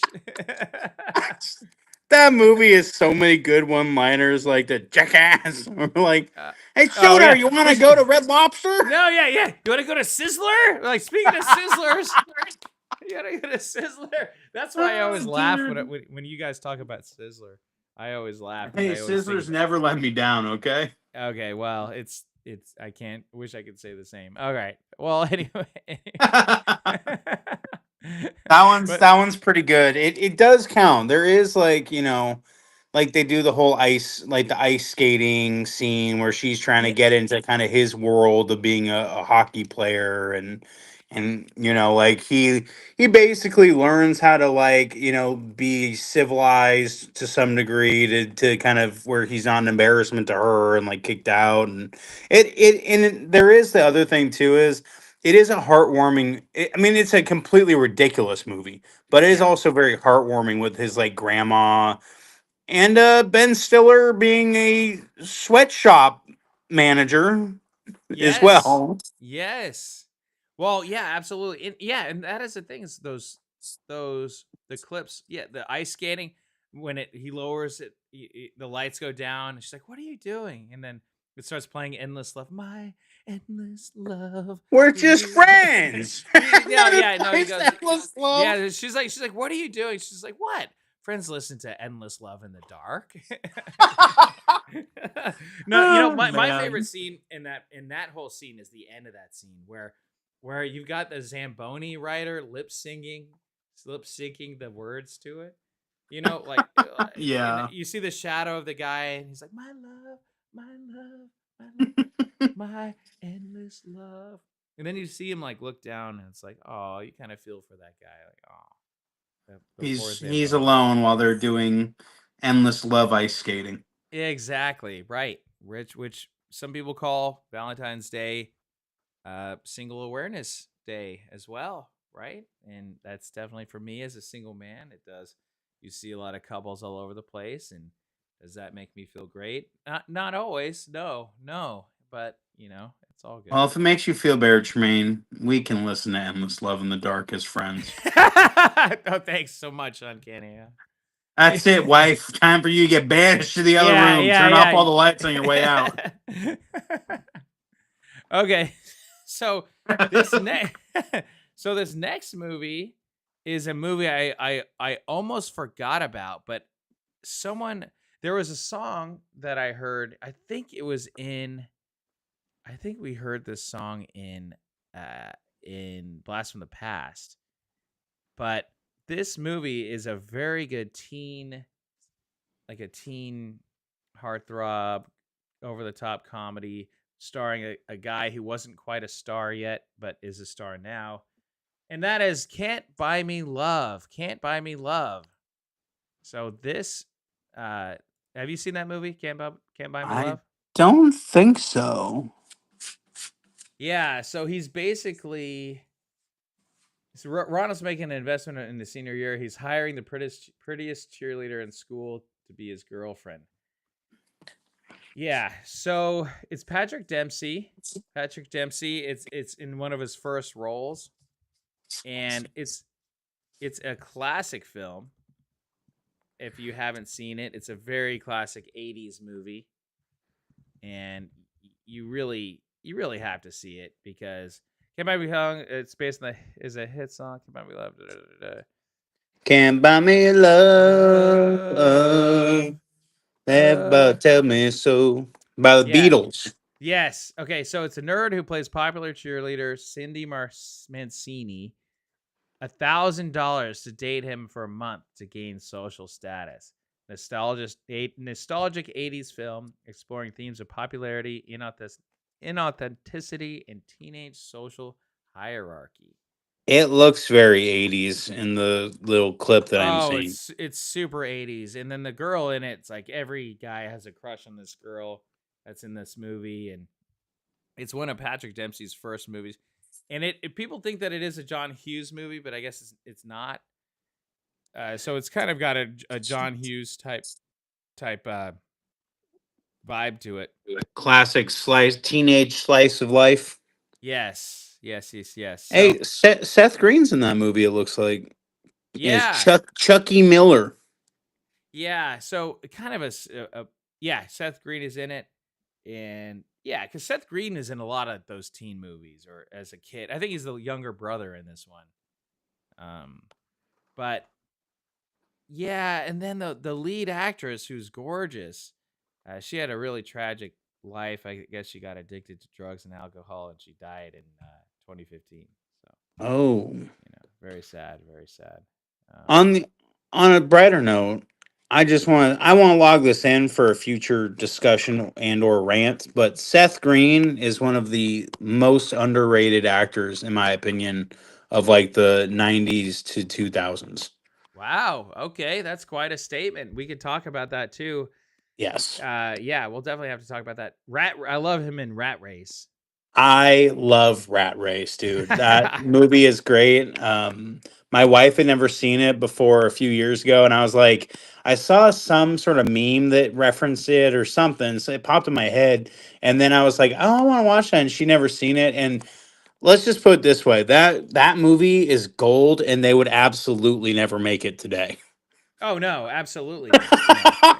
No way. Yeah, never in a million years they won't make it. The whole But all the plot line of what's his name?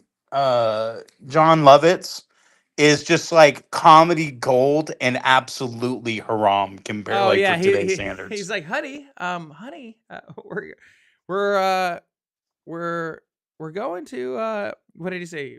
We're going to New Mexico. Like, what? New Mexico? Why? Job. What? Oh, job? What's the job? In the Uh whole Barbie yeah, museum. yeah, yeah. He's like ink for pens. Ink, job, Yeah, yeah, the bar like, can we go to the Barbie museum? Can we go to the Barbie museum? Like, And come then on, I want to go to the World War II vets thing at the end. It's just Oh, oh, dude, it's so yeah. funny, man. Yeah, we'll have to do a full-on episode of over the top comedies. I think that'll be And a that's good. gonna be on the list. Oh, of course, Rat Race, Airplane, Naked Gun. I mean, yeah. So is this that'll be a future episode of hilarious comedies that absolutely couldn't be made today? Yes, that's a good way to put it. Yes, yes, absolutely. Right, Blazing Saddles. That's probably Yes. the most Hit out of all of them. History of the World Part 1 was I would put that on. I don't think they can make that today either. Oh no. Oh yeah, yeah, definitely But not. that was I sorry, I just love that line where he's like in the unemployment line in Rome and he's like, "What occupation? Stand up philosopher. Bullshitter. Have you bullshitted this week?" No. Anyway, sorry. All right, I derailed us.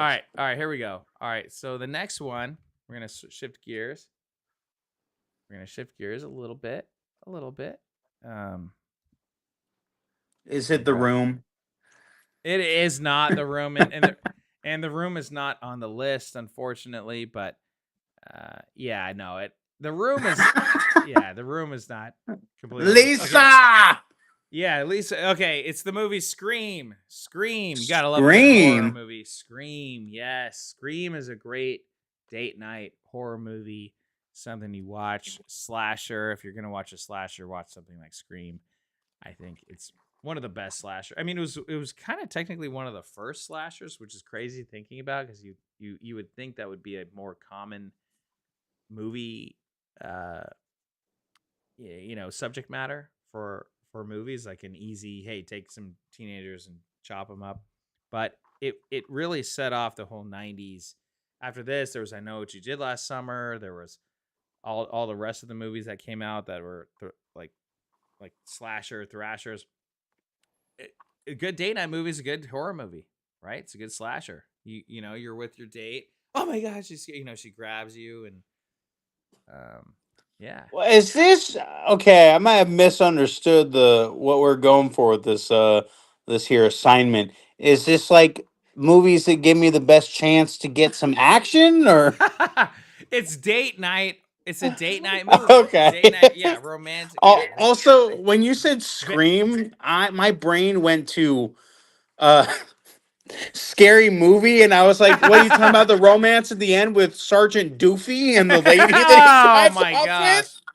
Yeah, oh my gosh. Doofy. Yeah, Officer Doofy reporting for duty. Sorry, Um okay.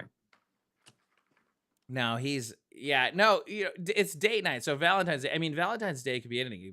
It could be a romantic movie with your loved one, or it could be it's a date night, right? You go on a True. date night, and yeah. So Okay, so that was number one, 7. 2, 3. That was number 7. All right, number 6. All right, are we ready for number 6? Oh, I'm ready. Okay. Number 6 is Casablanca. Casablanca. You got to have Casablanca in this list. Engelbert Humperdinck. No, Ingrid Berg. Ingrid Berg. Sorry, Engelbert Humperdinck is Tom Baker love songs. You gotta Yes. love that name, Engelbert Humperdinck. But yes, Humphrey Bogart, Ingrid Bergman. I mean, classic film, one of the top movies of all time. Have you seen Casablanca? Uncanny. Not as an adult, no. I mean, I know it's about during World War II, right? Yeah, this is where they get "Here's Looking at You, Kid." Oh, okay. You've heard that movie, right? Have you heard that movie? Yes. Heard that line. I have heard that one. It's a classic film. It is romantic. It's a little bit thrilling too. It's a film noir as well. He's always smoking. He's always drinking throughout the whole movie, which I love. I'm sold. Yeah, exactly. Yeah. Humphrey Bogart was that type of actor where he just had that cool factor. He just had it. Like anything he did, it's like, all right, this guy's just walking around talking to people. Well, like in that hat, like the kind of detective hat. Because, like, listen, man, you and I grew up with the internet, right? Like, anybody who is wearing that hat looks like a huge dork. Like, I've tried to wear that hat when I was a teenager. I was like, this should look good, but it never does. But man, between that and the trench coat and like just the charisma, he pulls it off. Yeah, totally. And it is like talking about a bygone era, just that era where everyone kind of dressed up and he's got the bow tie and he goes into the club and everyone's smoking and drinking and dressed to the nines.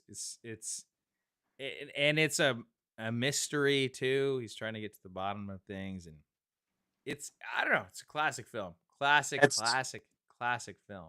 I need to watch that one because everything you're talking about is like a lot of the stuff that I love about the show Peaky Blinders.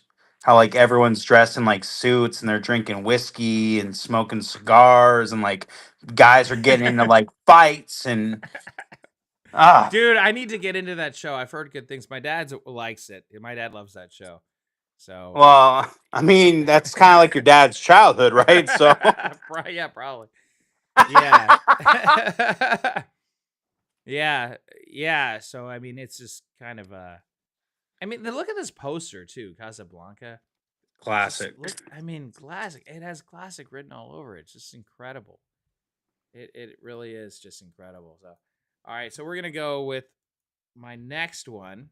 So we are on what, number 6 or 5? Right, number 5. Now we did talk about this movie a little bit earlier. We did talk about it, and that is, we're gonna come up with this movie. I'm trying to. Is it Forrest Gump? It's Forrest Gump. Yes, my favorite movie. Jenny. No, I'm trying to get Folklore. I'm trying to get the actual. All right, we'll share this one. It's Titanic. Titanic is up there. It's up there for me. Now it's not 1, 2, 3, 4, 5. It's not up there because it's not up higher because I haven't seen him nearly as much as the ones that I've seen in the top 4. Like not even close. Yeah. I've watched it. I've still probably watched it probably 4 or 5 times at least.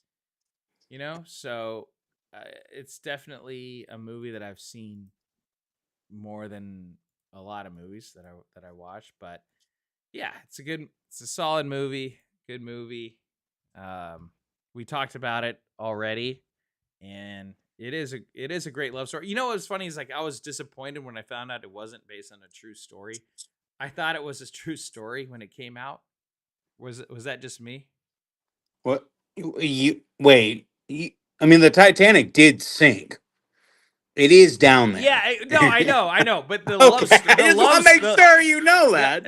The love story. Oh, okay. Yeah, I mean, there's not really a Rose who's fantasizing about her long lost Irish lover at sea.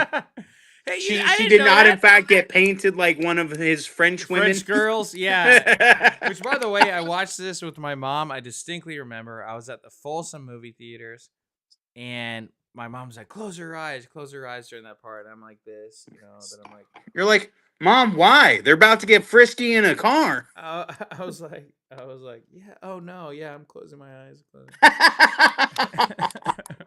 Exactly. I think every kid did. Which, by the way, he got away with showing nudity in a PG-13 movie, which is wild if you think about it. Well, it's because it's about history, Tremaine. It's educational. It's Yeah, right. It's an educational sex scene. Right, exactly. Like most of these. Well, it's not even that scene. It was the nudity. They showed nudity. You're not allowed to show nudity in a PG-13 movie. Not a shot. Unless you're James Cameron. Exactly, where you get away with it. And Tom Baker earlier said, at least it's not Avatar: Love and Water, which is pretty funny. True. Which is a good point, where he gets away with like pretty much naked blue people the whole movie. He gets away with whatever he wants to get away with, I guess. Listen, no one wants to admit to being aroused by a giant blue cat man or a woman, okay? So he gets a slide, and everyone's like, oh, yeah, giant naked blue cat lady. Okay. Yeah, that's true. That's true. Okay. Now, the next so the next is it's a tie. Okay, the next one is a tie. The only reason why it's a tie is because they're both based off the same story. Okay? Oh, so it's Sinners and that older version of Sinners? Yes, exactly. It's the Sinners and Forgivers. Yeah. So you've got Mail, and Shop Around the Corner, those two. So You've Got Mail have you seen You've Got Mail? I've not seen either of these, actually. Oh my gosh. Uncanny. I thought you were better than that. So Tom Hanks, Meg Ryan, better than Sleepless in Seattle. Have you ever seen Sleepless in Seattle? No. Okay. Well, my wife tried to get me to watch it this week, and I was like, sorry, lo siento, no can do. You should watch it. You should actually watch You've Got Mail. It's a very... See, someone you pass in the street may already be the love of your life. So they've got their pen pals on via email. Okay. And you remember You've Got Mail. You've Got Mail. You remember, AOL? Oh, yeah. Okay. So they're pen pals, and then it turns out they know each other. It turns out they hate each other, right? But they don't realize that they're pen pals at the time. Anyway, Tom Hanks, Meg Ryan, say no more. I mean, say less, right? It's a very good love story. And actually, it's really entertaining too. And I could say that as a red-blooded American male. I have a question for you. Okay. Do you if this is What? My wife started laughing. I don't know. It's I'm laughing. I know. Why are you guys laughing? So, do you consider, and if this is on your top 3, I apologize. Stop laughing. You're making me laugh. Does 13 going on 30 count as a love story, like like a romance movie? There is a romance at the center of the plot. Dude, this whole plot, no. 13 going on 30 that's when they switch places, right? They switch places. No, Yeah. That's Freaky Friday, isn't it? Yeah. No, you're right. You're right. It's not. It's yeah, not 13 going 30. It's was it Big? There we go. Oh, That's Big. the movie. The Tom Hanks Big. Big. That's completely different than That's I only because he goes from being like 13 to being 30. I gotta look up that other movie. Big, yeah. With what's his name? Zanzibar, or what's the the psychic fortune teller machine? Zanzibar, whatever his name is. Yeah, but yeah. So does that count? I don't know. I haven't seen it enough. But okay. So You've Got Mail is actually based on a James Stewart movie called Shop Around the Corner. Now, this is one of my mom's favorite movies. This is a really good movie, and this was, it's a story about a shop around the corner. He's a shopkeeper. This girl comes in. They don't like each other at all, and, lo and behold, they end up falling in love. But it's a really fun movie, and there's a lot of great characters in this movie. The boss is is this really funny guy with glasses, kind of like a Groucho Marx type, uh, but not as over the top. It's a classic film. Shop around the corner. It's very very good movie. And You've Got Mail was based off of this movie. So Okay. um, I have not seen this movie either, but I do like Groucho Marx movies. So yeah, exactly. So okay, so You've Got Mail, book superstore magnate Joe Fox, an independent bookshop owner Kathleen Kelly fall in love in the anonymity of the internet, both blissfully unaware that he's trying to put her out of business because she's like the little guy and he's the kind of the big box superstore guy. So yeah. so do they both sell their business and create a medium sized bookstore?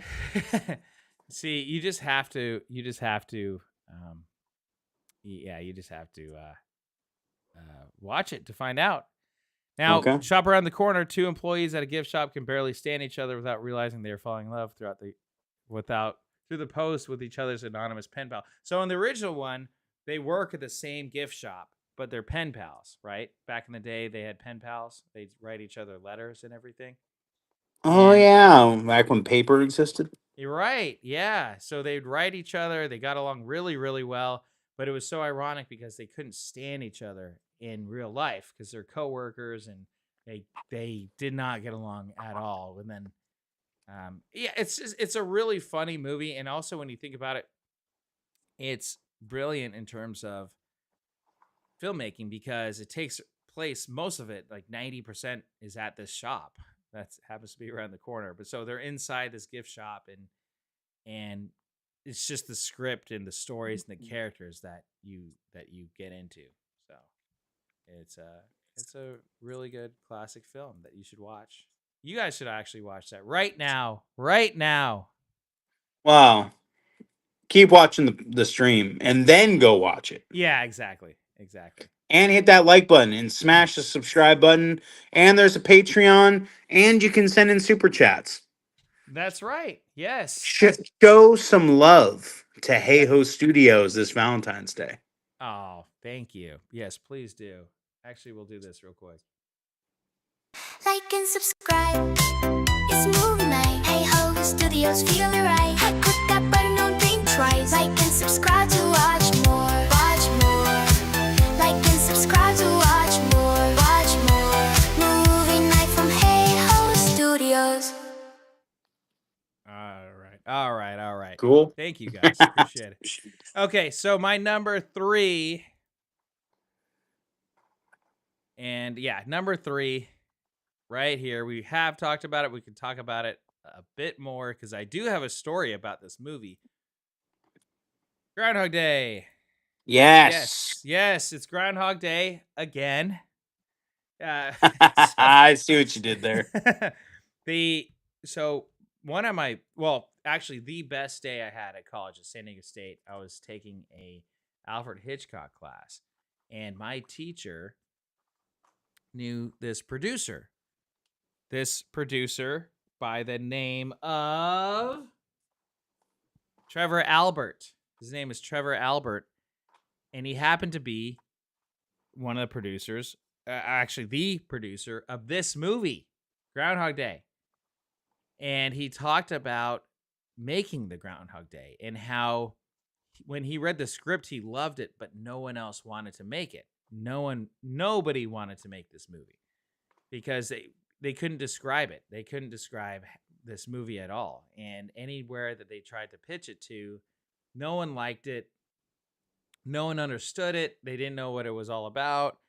And it was Bill Murray in a different type of setting, and they couldn't do it. But they got together with Harold Ramis, and he actually gave a talk, and it was a very small class. It was a class of like 20, I think.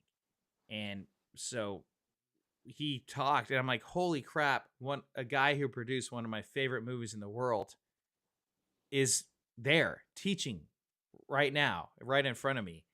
That's And pretty cool. it was really cool. It was amazing. And it was funny because I talked to him and he was talking about his new movie. He was talking about a new movie that he was producing that was starring the girl that played Summer in the OC. Forget her name, but he was trying. He's like, how do we get it out there? I don't know how to get it out there. And I'm like, well, what about YouTube? And he's like, well, what do you mean? And I'm like, well, this is at the time where people are finally getting big audiences on YouTube, and he's like, well, who are you, and what do you want to do? And I'm like, oh, I'm Tremain Hayhoe. I'm a writer, director, actor, editor, producer. And I said it just like that, so I feel a little bit cocky, but like that's I always wanted to do that, and that's what I was talking to him about. And I don't know, it was really awesome because he was a really nice guy, down to earth. He joked about it. He said how hard this movie was to make because no one wanted to make it. And I heard it was well, not just that, but like from what I've heard, because I've done a little bit of digging on it too, is like it put a lot of strain between Bill Murray and Ramos, and I guess it was a huge pain in the butt to actually like film. And yeah, like apparently the town that they had been filming in got sick of them basically blocking all traffic downtown for like what was it, like 9 months or something? Like they were filming this for a long time. Or they had right. to, I think they had to Yeah, come back or yeah, something. yeah, and they had a lot of issues making it, and it was I think he said it was pretty much a nightmare making, but he says it is one of those movies where they ended up getting pretty much lightning in a bottle, and it has been incredible. It was incredible for everybody's careers. So I mean that was really cool. Like that day, getting to see him and meet him, and I'm like, hey, it's one of my favorite movies, and he goes, oh well, why isn't it your favorite movie? So, but yeah, he was nice though. He was really nice. He was down to earth, and yeah. So that's my Groundhog Day story. But I've seen this movie probably wow. As many times as Bill Murray has lived that day. Yeah, probably. Like I was gonna say, like no joke. Okay, so we watch it once a year, every year for about 20 years, and I've seen it multiple times after. So probably around 30 times, right around 30, I would say, which is a decent amount of times. I would say for watching a movie. Yeah, not bad. How many times have you seen it? I think in my whole life, probably about maybe like 5, 6 times. Oh, okay. So But I, nowhere but near. you and I, we run slightly different circles because I've seen Lord of the Rings literally like the whole trilogy extended edition probably about 20 times in my life, Wow. which is a lot of hours of Lord of the Rings. That is a lot. That's a lot of hours. Yeah, that's a lot of hours. Yeah, I mean that's like 200 hours of Lord of the That's Rings. a lot of Lord of the A Rings, lot of Lord of the Rings. Yeah. and I'm Well, gonna do although it again soon too. So good. Well, I did. I've probably seen the whole trilogy 3 to 5 times, maybe five. I've seen the first one probably about 10 times. I love the first one so much, and but the whole trilogy back to back. Um, yeah. it is a. I mean, I love it. It's great, but it is a task. Yes. Oh That's yeah, but it. solid 12 hours of movie between the 12 to 13 hours of movie between the three extended editions. So, Yes. Well, okay, so we're going to shift gears here to my number number two. two movie. Number two movie, which not unlike number two, this movie does not stink. I'm going to share this movie, which is Rear Window. Rear Window. Jimmy Stewart and Grace Kelly. An incredible, incredible production. This movie is a. Have you seen Rear Window? You're going to hate me. No, I No, haven't. no. Oh, yeah, you have to watch it because it's Jimmy Stewart. He's hunkered down because he's got a broken leg, but he's a photographer. He's supposed to do this photography. And he looks outside his window because all he's got to do all day is just look outside the window. Different people are doing different things, and he becomes kind of like a peeping Tom, and he learns like what these people are doing in their window. And Grace Kelly plays his girlfriend, which, by the way, Grace Kelly, probably the most beautiful woman to ever exist, is his girlfriend or wife. And she kind of comes in and takes care of him and talks to him and everything. And they end up witnessing what they think might be a murder. So it's very That's suspenseful. classic. I've watched a lot of movies with the same premise. So Right. Well, this was the original. This was the original. Everything came from this movie because there, yes, Suburbia was another one. Um, there's been a handful of those since it, but this was the original. Um, yeah, movie. But yeah, I think you'd really like it. It's suspenseful, it's funny, it's engaging. There is romance in there because and you're kind of like, "Well, dude, what's this guy's deal?" Because she's kind of wanting to get married and he's like not really in a rush. He's a bit older than her and she's drop dead gorgeous again and she's smart and she's also a fashion designer and everything and successful in her own right. But yeah, they witness what they think is could be a murder and yeah, it's just a great film. Stellar film. Awesome film. That's the number 2 best date night movie for Valentine's Day, according to me. Tremain. according to the master. Well, okay. So my number 1, I can't say that. Okay, so my number 1, it's funny because I think my number 1 was your number 1 was my number 5. Or Yep. maybe my number 1 was probably your number 5 or maybe a little bit lower on the list. But I also base this on movies that I've seen a lot, movies that I connect to, definitely date night movies that that I've seen time and time again, and I will see it again. I own this without further ado. It is The Wedding Singer. The Wedding Singer is my number 1 favorite rom-com / date night movie. I love this movie. So It's a good ass movie. it's a great ass movie. And it's it's just so much fun. I've probably seen this one around 20 times. I like to say I've watched this because sometimes I watch it multiple times. There's a really good scene. Like one of my favorite scenes in movie history is when he's at the bar and his friend is there, right? And then there's that song, do, do, do, do, do, do, do. And he's like, he's talking to his best friend. He's like, oh man, and he had just got mad at Julia, and he's like, hey, what's going on? He's like, you like her, don't you? He's like, I think I'm in love with her, right? And that whole scene Yep. when he's at the bar, and then actually the bartender in that scene is Tim Herlihy, who is the writer of the movie. So Really? yeah, he's the writer of the movie. And so yeah, I mean he's like when the friend goes, he's like, "Hey, do you know what happened to Fonzie and the other guy?" He's like, "Do you know what happened?" He's like, The "I don't show know." got pulled. He's like, "I don't know. The Fonzie was working on something else." He's like, He started talking about Henry Winkler. Yeah. He's like, "Do you know what happened to Fonzie?" He's like, "No." He's like, "Their shows got canceled. You know why? Because no one wants to see a 50-year-old guy hitting on chicks." That was, Dude, but it's so endearing because he goes, if you have someone that you love, you gotta go after her. He's like, because he's like, no, I want to be like you, man. You're getting, he's like, you're getting all the different girls. chick every night. Different chick every night. That's what it's gonna be like me. I'm just gonna get with a different chick every night. I mean, of course, I'll have to get her a cab afterwards and make sure she gets home safe. But no, man, he's like can't help but being a nice guy even when he's talking about like using women. He's just like, yeah.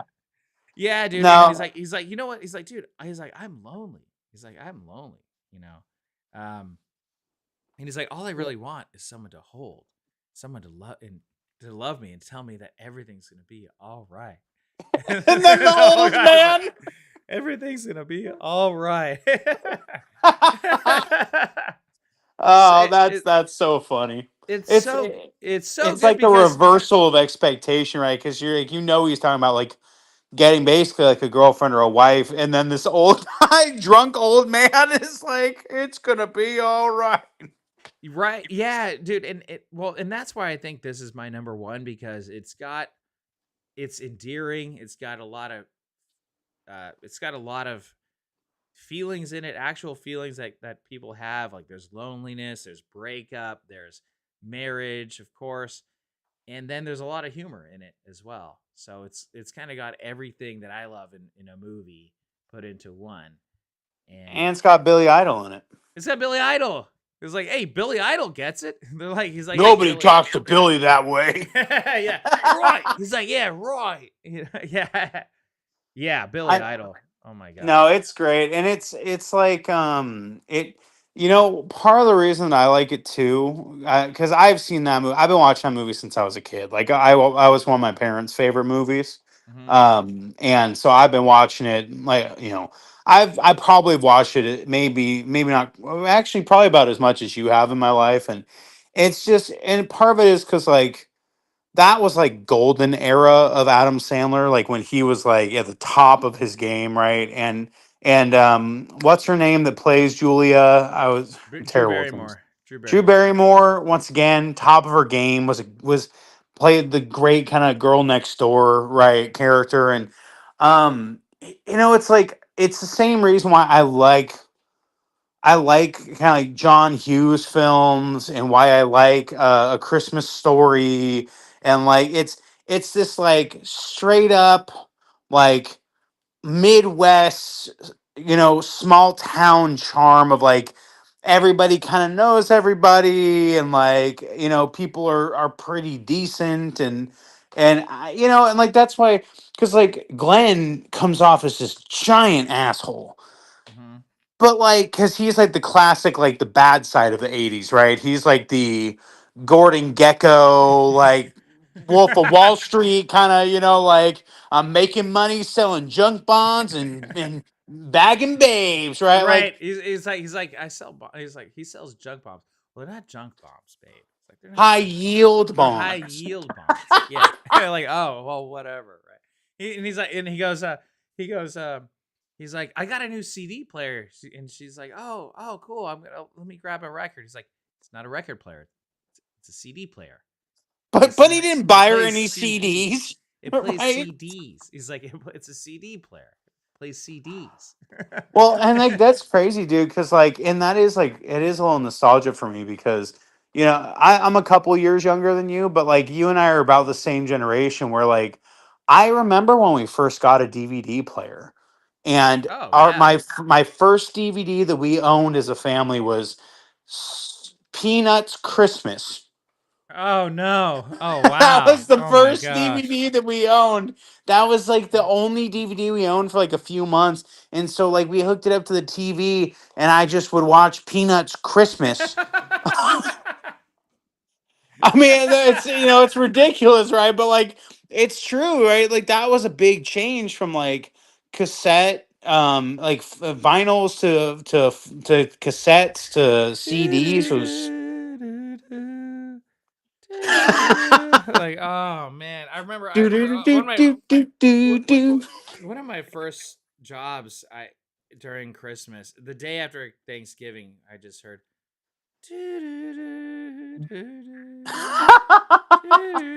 it's like, oh, this is so depressing. This is so terrible. Like my work, I would go 10 times slower. Like, oh god, it's a song.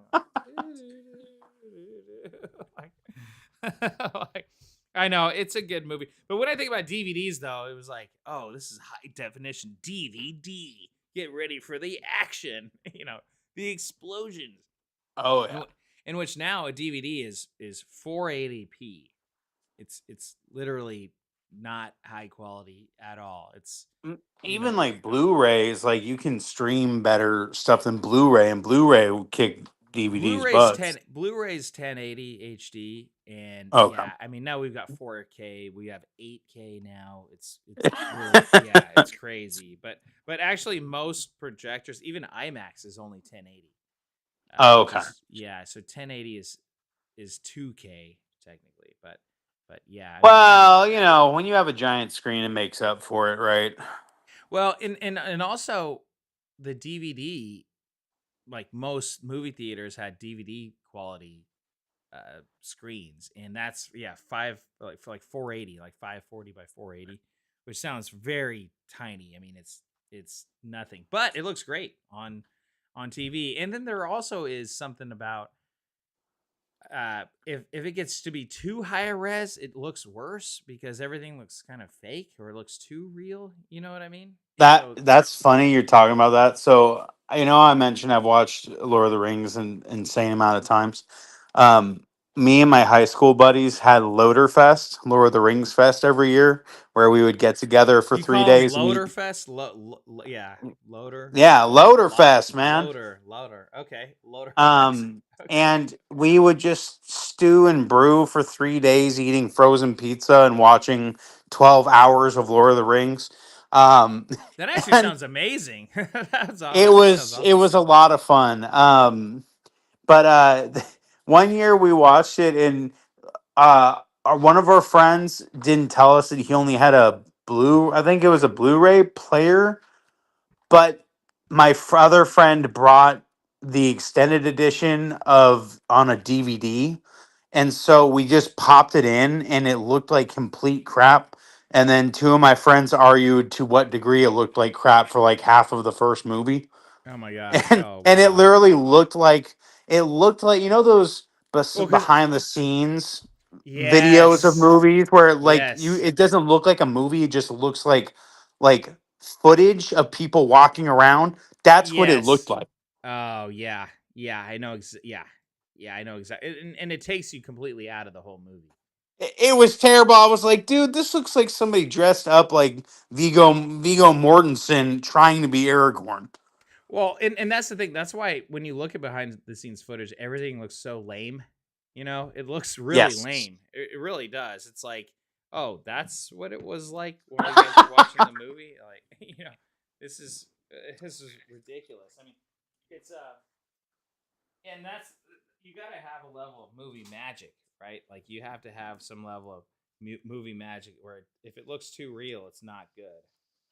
Yes. Plug this thing in. See if that works. Maybe not. But yeah, so yeah, and anyway, so yeah, so that was oh, there we go. We're back. We're back now. So that's been our list. What is your guys in the comments below favorite? Say what's up.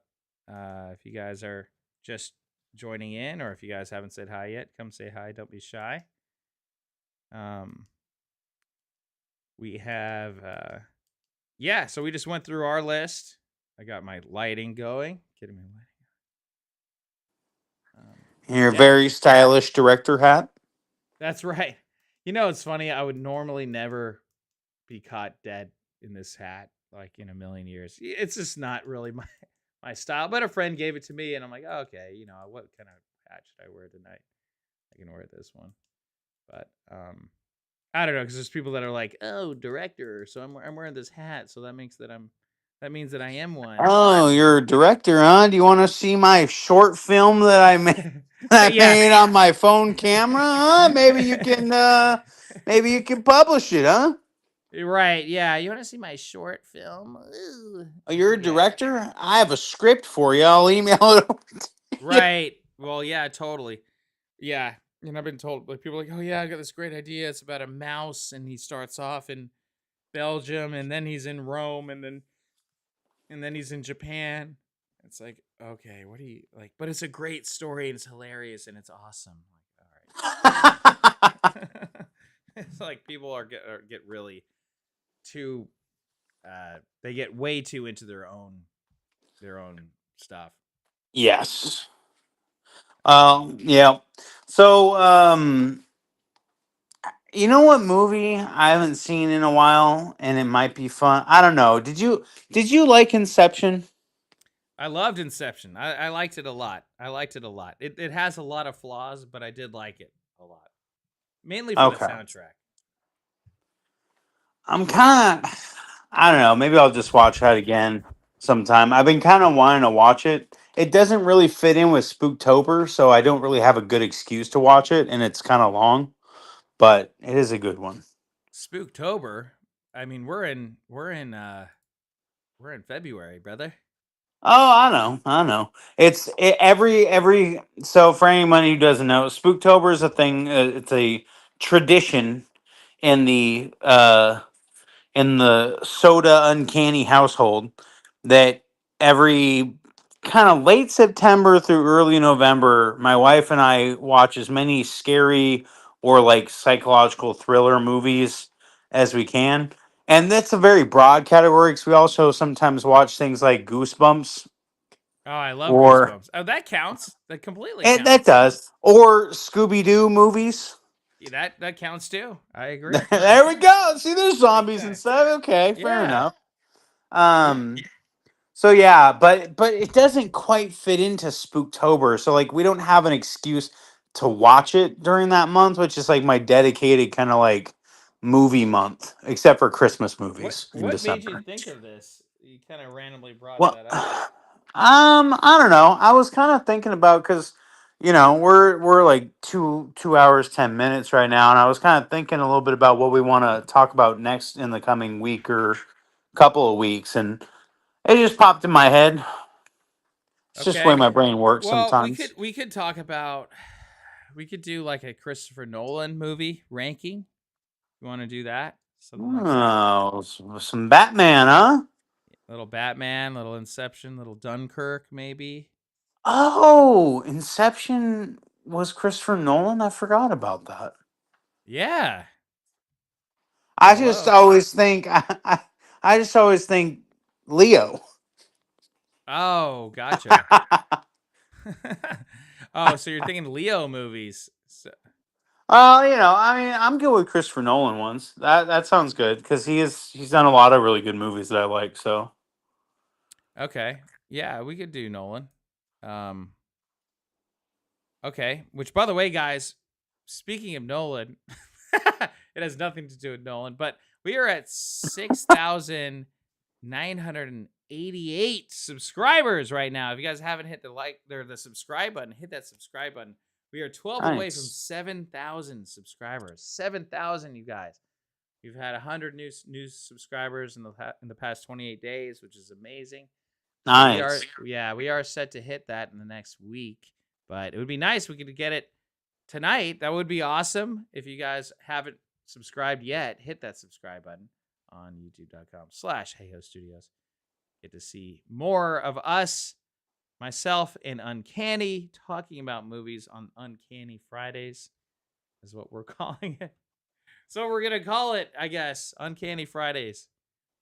Um, but I think Nolan as a topic for next week could be good. Is Sure. Nolan We movies? we have to. I know we're kind of busy because of like pre-Easter Lent stuff. But we should try and do sometime in the next maybe. I don't know if we'll have time in February, maybe like late March or early April. We can do the Neil Breen and Yes, The Exorcist. yes. Let's do that. Yes, let's definitely do that. You know what we could do? Oh, you know, it'd be interesting is if we did a live stream. I don't know how we would do it. Maybe we get you a mask or something, but we do a live stream from the uncanny household or something. I don't know. And then we talk about the movie, or we watch the movies and we go live. Then we watch more. I don't know. I'm just spitballing here. We can talk about it. Or we'll talk about it, or we just do that on a Saturday night or something like that. Um,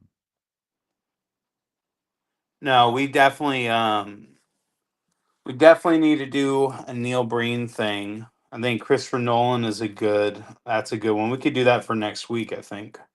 Yeah, let's I do have a it. little bit of extra time because of the holiday, so I have a little bit more time to watch Inception and maybe. I haven't seen Dunkirk, but I have heard really good things about it. I think you would. I personally think you would like that. If there's only one movie you'd watch between Inception and because you've seen it in Inception before, right? Or you have? Yes, a Okay. bunch of times. If you haven't Has seen, Cillian Murphy in it, which is also one of my yeah. favorite actors. So, dude, yeah, watch Dunkirk, dude. Yeah, watch it, and I'd love to hear what you think of it because you're a historian, and apparently it's really accurate. So, um, yeah, I I think that is the thing with history movies is like it can really go either way. Like and like that's the thing, it's like the more you care about something, the more that it it can lets you burn down. you. Yeah, Yes, exactly. Um and like like Sinners is at one end of like terrible history, like to the point where it actually bugged me and made the whole experience worse. Um, but I am hopeful. I've heard that Dunkirk is really good, and Dunkirk is a really interesting story from World War II. Also, very compelling, uh, and I'm sure to some degree, at least, that it has some personal importance to your family because your dad is from the UK. That was a really big yes, deal for them. yeah. Oh, a huge deal, really huge deal. Yeah, I think you would really. I don't know. I think you'd like it, or I would like to hear your opinion on it at least because Sure. yeah. And then have you seen that his more of his later work? Have you seen his latest one? Have you seen Oppenheimer? I have not. I didn't get around to watching it. Okay. I it also does have. What's funny is Cillian Murphy is actually in a lot of Christopher Nolan films. He's in multiple of the Batmans. Yep. He's one of the main characters in Inception, and I guess Oppenheimer too. So like, they must have like a thing. Like how Harrison Ford had a kind of a relationship with Spielberg and Lucas. Yeah. Yes. They must have some sort of like professional partnership and like friendship. Oh, absolutely. Yeah. And I think they were talking about because he's not in the Odyssey movie. Have you heard about that one? I He's haven't. yeah. So Oh, you know Nolan's what? Actually, I think I might have heard something about that. yeah. There's a new trailer. You should check out the trailer too, especially before next week. But it's he's doing the Odyssey. He's tackling it, and Matt Damon's in it. And they asked Cillian Murphy, "Oh, are you upset that you aren't in this movie and you're in almost all of his movies?" And he's like, "Oh no, no, it was nice to get a break from a Nolan Well, movie." like they must be really big projects because they're always like pretty long movies and they're Yeah, really well done. I imagine a lot of work goes into doing those. and Oppenheimer, for example, yeah, they shot it on IMAX, not the whole movie, but those those cameras are so big and it's huge and they're really loud, so it's really hard to actually act in front of the people, and they have to ADR pretty much everything or re-record all the audio afterwards. So it's hard for an actor to really get into the scene because you got this massive camera and it's like right in front of you, and you're like trying to act. And yeah, so I could only imagine what that would be like as an actor for them, and they want to be professional and do that. And the Odyssey is actually the first movie that's 100% shot on IMAX. 100%. Whenever you see, which actually might be surprising to most people because they're saying, "Oh, I thought every movie that's shot on IMAX was 100% shot on IMAX." Actually, no. Most movies are only like 10 to 20% shot for IMAX. You know how sometimes they go with these IMAX movies, they have a rectangle screen and all of a sudden it fills up the whole square screen, which is the Yeah. IMAX. That's what that is. So those scenes are the big square scenes that were actually shot on IMAX. So the Odyssey is the first movie that was 100% shot on IMAX by an IMAX camera. So that will be epic to watch in the IMAX theater. And I can't wait for it. It's one of the biggest blockbuster movies of this year. So, An yeah, epic of Homeric quality. yeah, right, yeah, some Homery. Hey, hey, by the way, I did not know See, I have like these little gaps in my knowledge here. I didn't know that Interstellar was also a Christopher Nolan movie. Oh, you didn't know that? Oh, No, wow. Yeah, have you seen that? absolutely. I actually really like Interstellar. It's not a perfect movie, but it is very interesting in the way that kind of it plays with time and relativity and like I think it's like interesting the whole idea of like the premise of it where it's like, oh yeah, you want your son to go to college, but he's not a super genius and we really need corn farmers. Yeah, right. Yeah, exactly. Yeah. So yeah, anyway, that's cool. Yeah, I'll check it out. I think Christopher Nolan, that would be a really good topic to talk about next week. Okay, I like that. Yeah, we'll save a lot because I've got a lot to say about Interstellar as well. And yeah, okay. Well, cool. Well, we can keep it at that if we're good. I think we went through our whole list, our whole gamut. We're at about the 2.5 hour mark, which we try to go between 2 and 3, right? The So fact that we talked about rom-coms for 2 hours is yeah, impressive. right. Which means, guys, you guys need to first off hit that like button if you haven't already. Please smack that like button. And something really exciting is happening at the Hayhoe Studios shop. We've got the official Aloha Bitch Rideshare Black Glossy Mug Yes. for sale now, guys. It is an actual legit. I spent a lot of time putting this together, and it's been something a lot of people have asked me for actually, and only for the past 8 years. Not a big deal. And finally, actually, just look. To not have actual good quality products is a sin. So guys, go check out the Aloha Bitch. I'm ordering one myself. I'm gonna get one. I- I'm gonna order a him and hers for me and my wife, so we can both aloha bitch each other. Oh, there you go. Awesome. That'll be great. I can't wait to see that. Send. I would like to see a picture of you guys of just the cheersing part. You don't have to show your a face. you might say that it was a long ride, but you finally decided to share this merchandise. Yes, I'll be yes. here all week, You'll be folks. here all week, guys. All week, all week. And I feel Tip like your waiters and waitresses. no, you're absolutely right. It's a long overdue, and actually part of what I'm doing this year is putting together a lot more merchandise, not just for rideshare, but for the Cattown story, even, and for Simp, and then for the new movie coming out. So there's going to be a lot more stuff on the way, between shirts and mugs. But I also wanted it to be a cool design. I didn't want to just slap up something random willy nilly. You know what I mean? And just try to hawk that item. So you see like some YouTubers, they just put their YouTube name. They just type it out on a on shirt. like a on like a white T-shirt. Yeah, exactly. Right. And if it just says, "Oh, hey ho," I don't know. It's just I don't feel right about that. It has to be something quality. And then also we have the Aloha Bitch Rideshare stainless steel water bottle. Hello. Oh, Hello. Which is a bit more expensive. It's a bit more expensive at $33.83. So, but again, guys, when you guys get that, you are supporting the channel big time. And again, like for this mug, I will be completely transparent. The cost is $10, so I will make about $7 on this mug, and then this I'll make I think around $10 on this mug. For 10, anywhere between 10 and maybe 13 max, but I don't know. Let me know. I could always lower the price too, so I could make a little bit less money. But $33.83, is that a decent price or is that a bit too much? that's a great price, man. Like that's like you basically came and get a generic coffee cup from Ross for less than like 8-10 bucks. So like to have like a custom good coffee mug with like a really funny quote from like a good movie from a local boy, right? Yeah. Yes. Thank you. Point being is you should get it, everyone listening.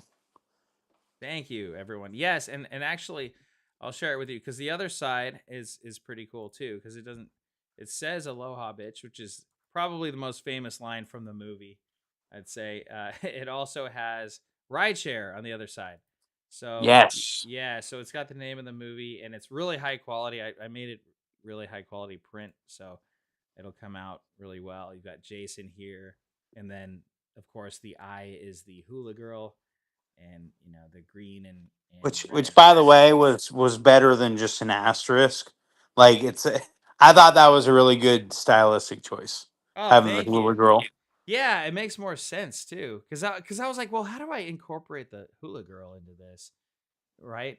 Because I'm like, because people that might not know the movie, but I want them people when they see the mug to ask a question like, oh wait, what is this?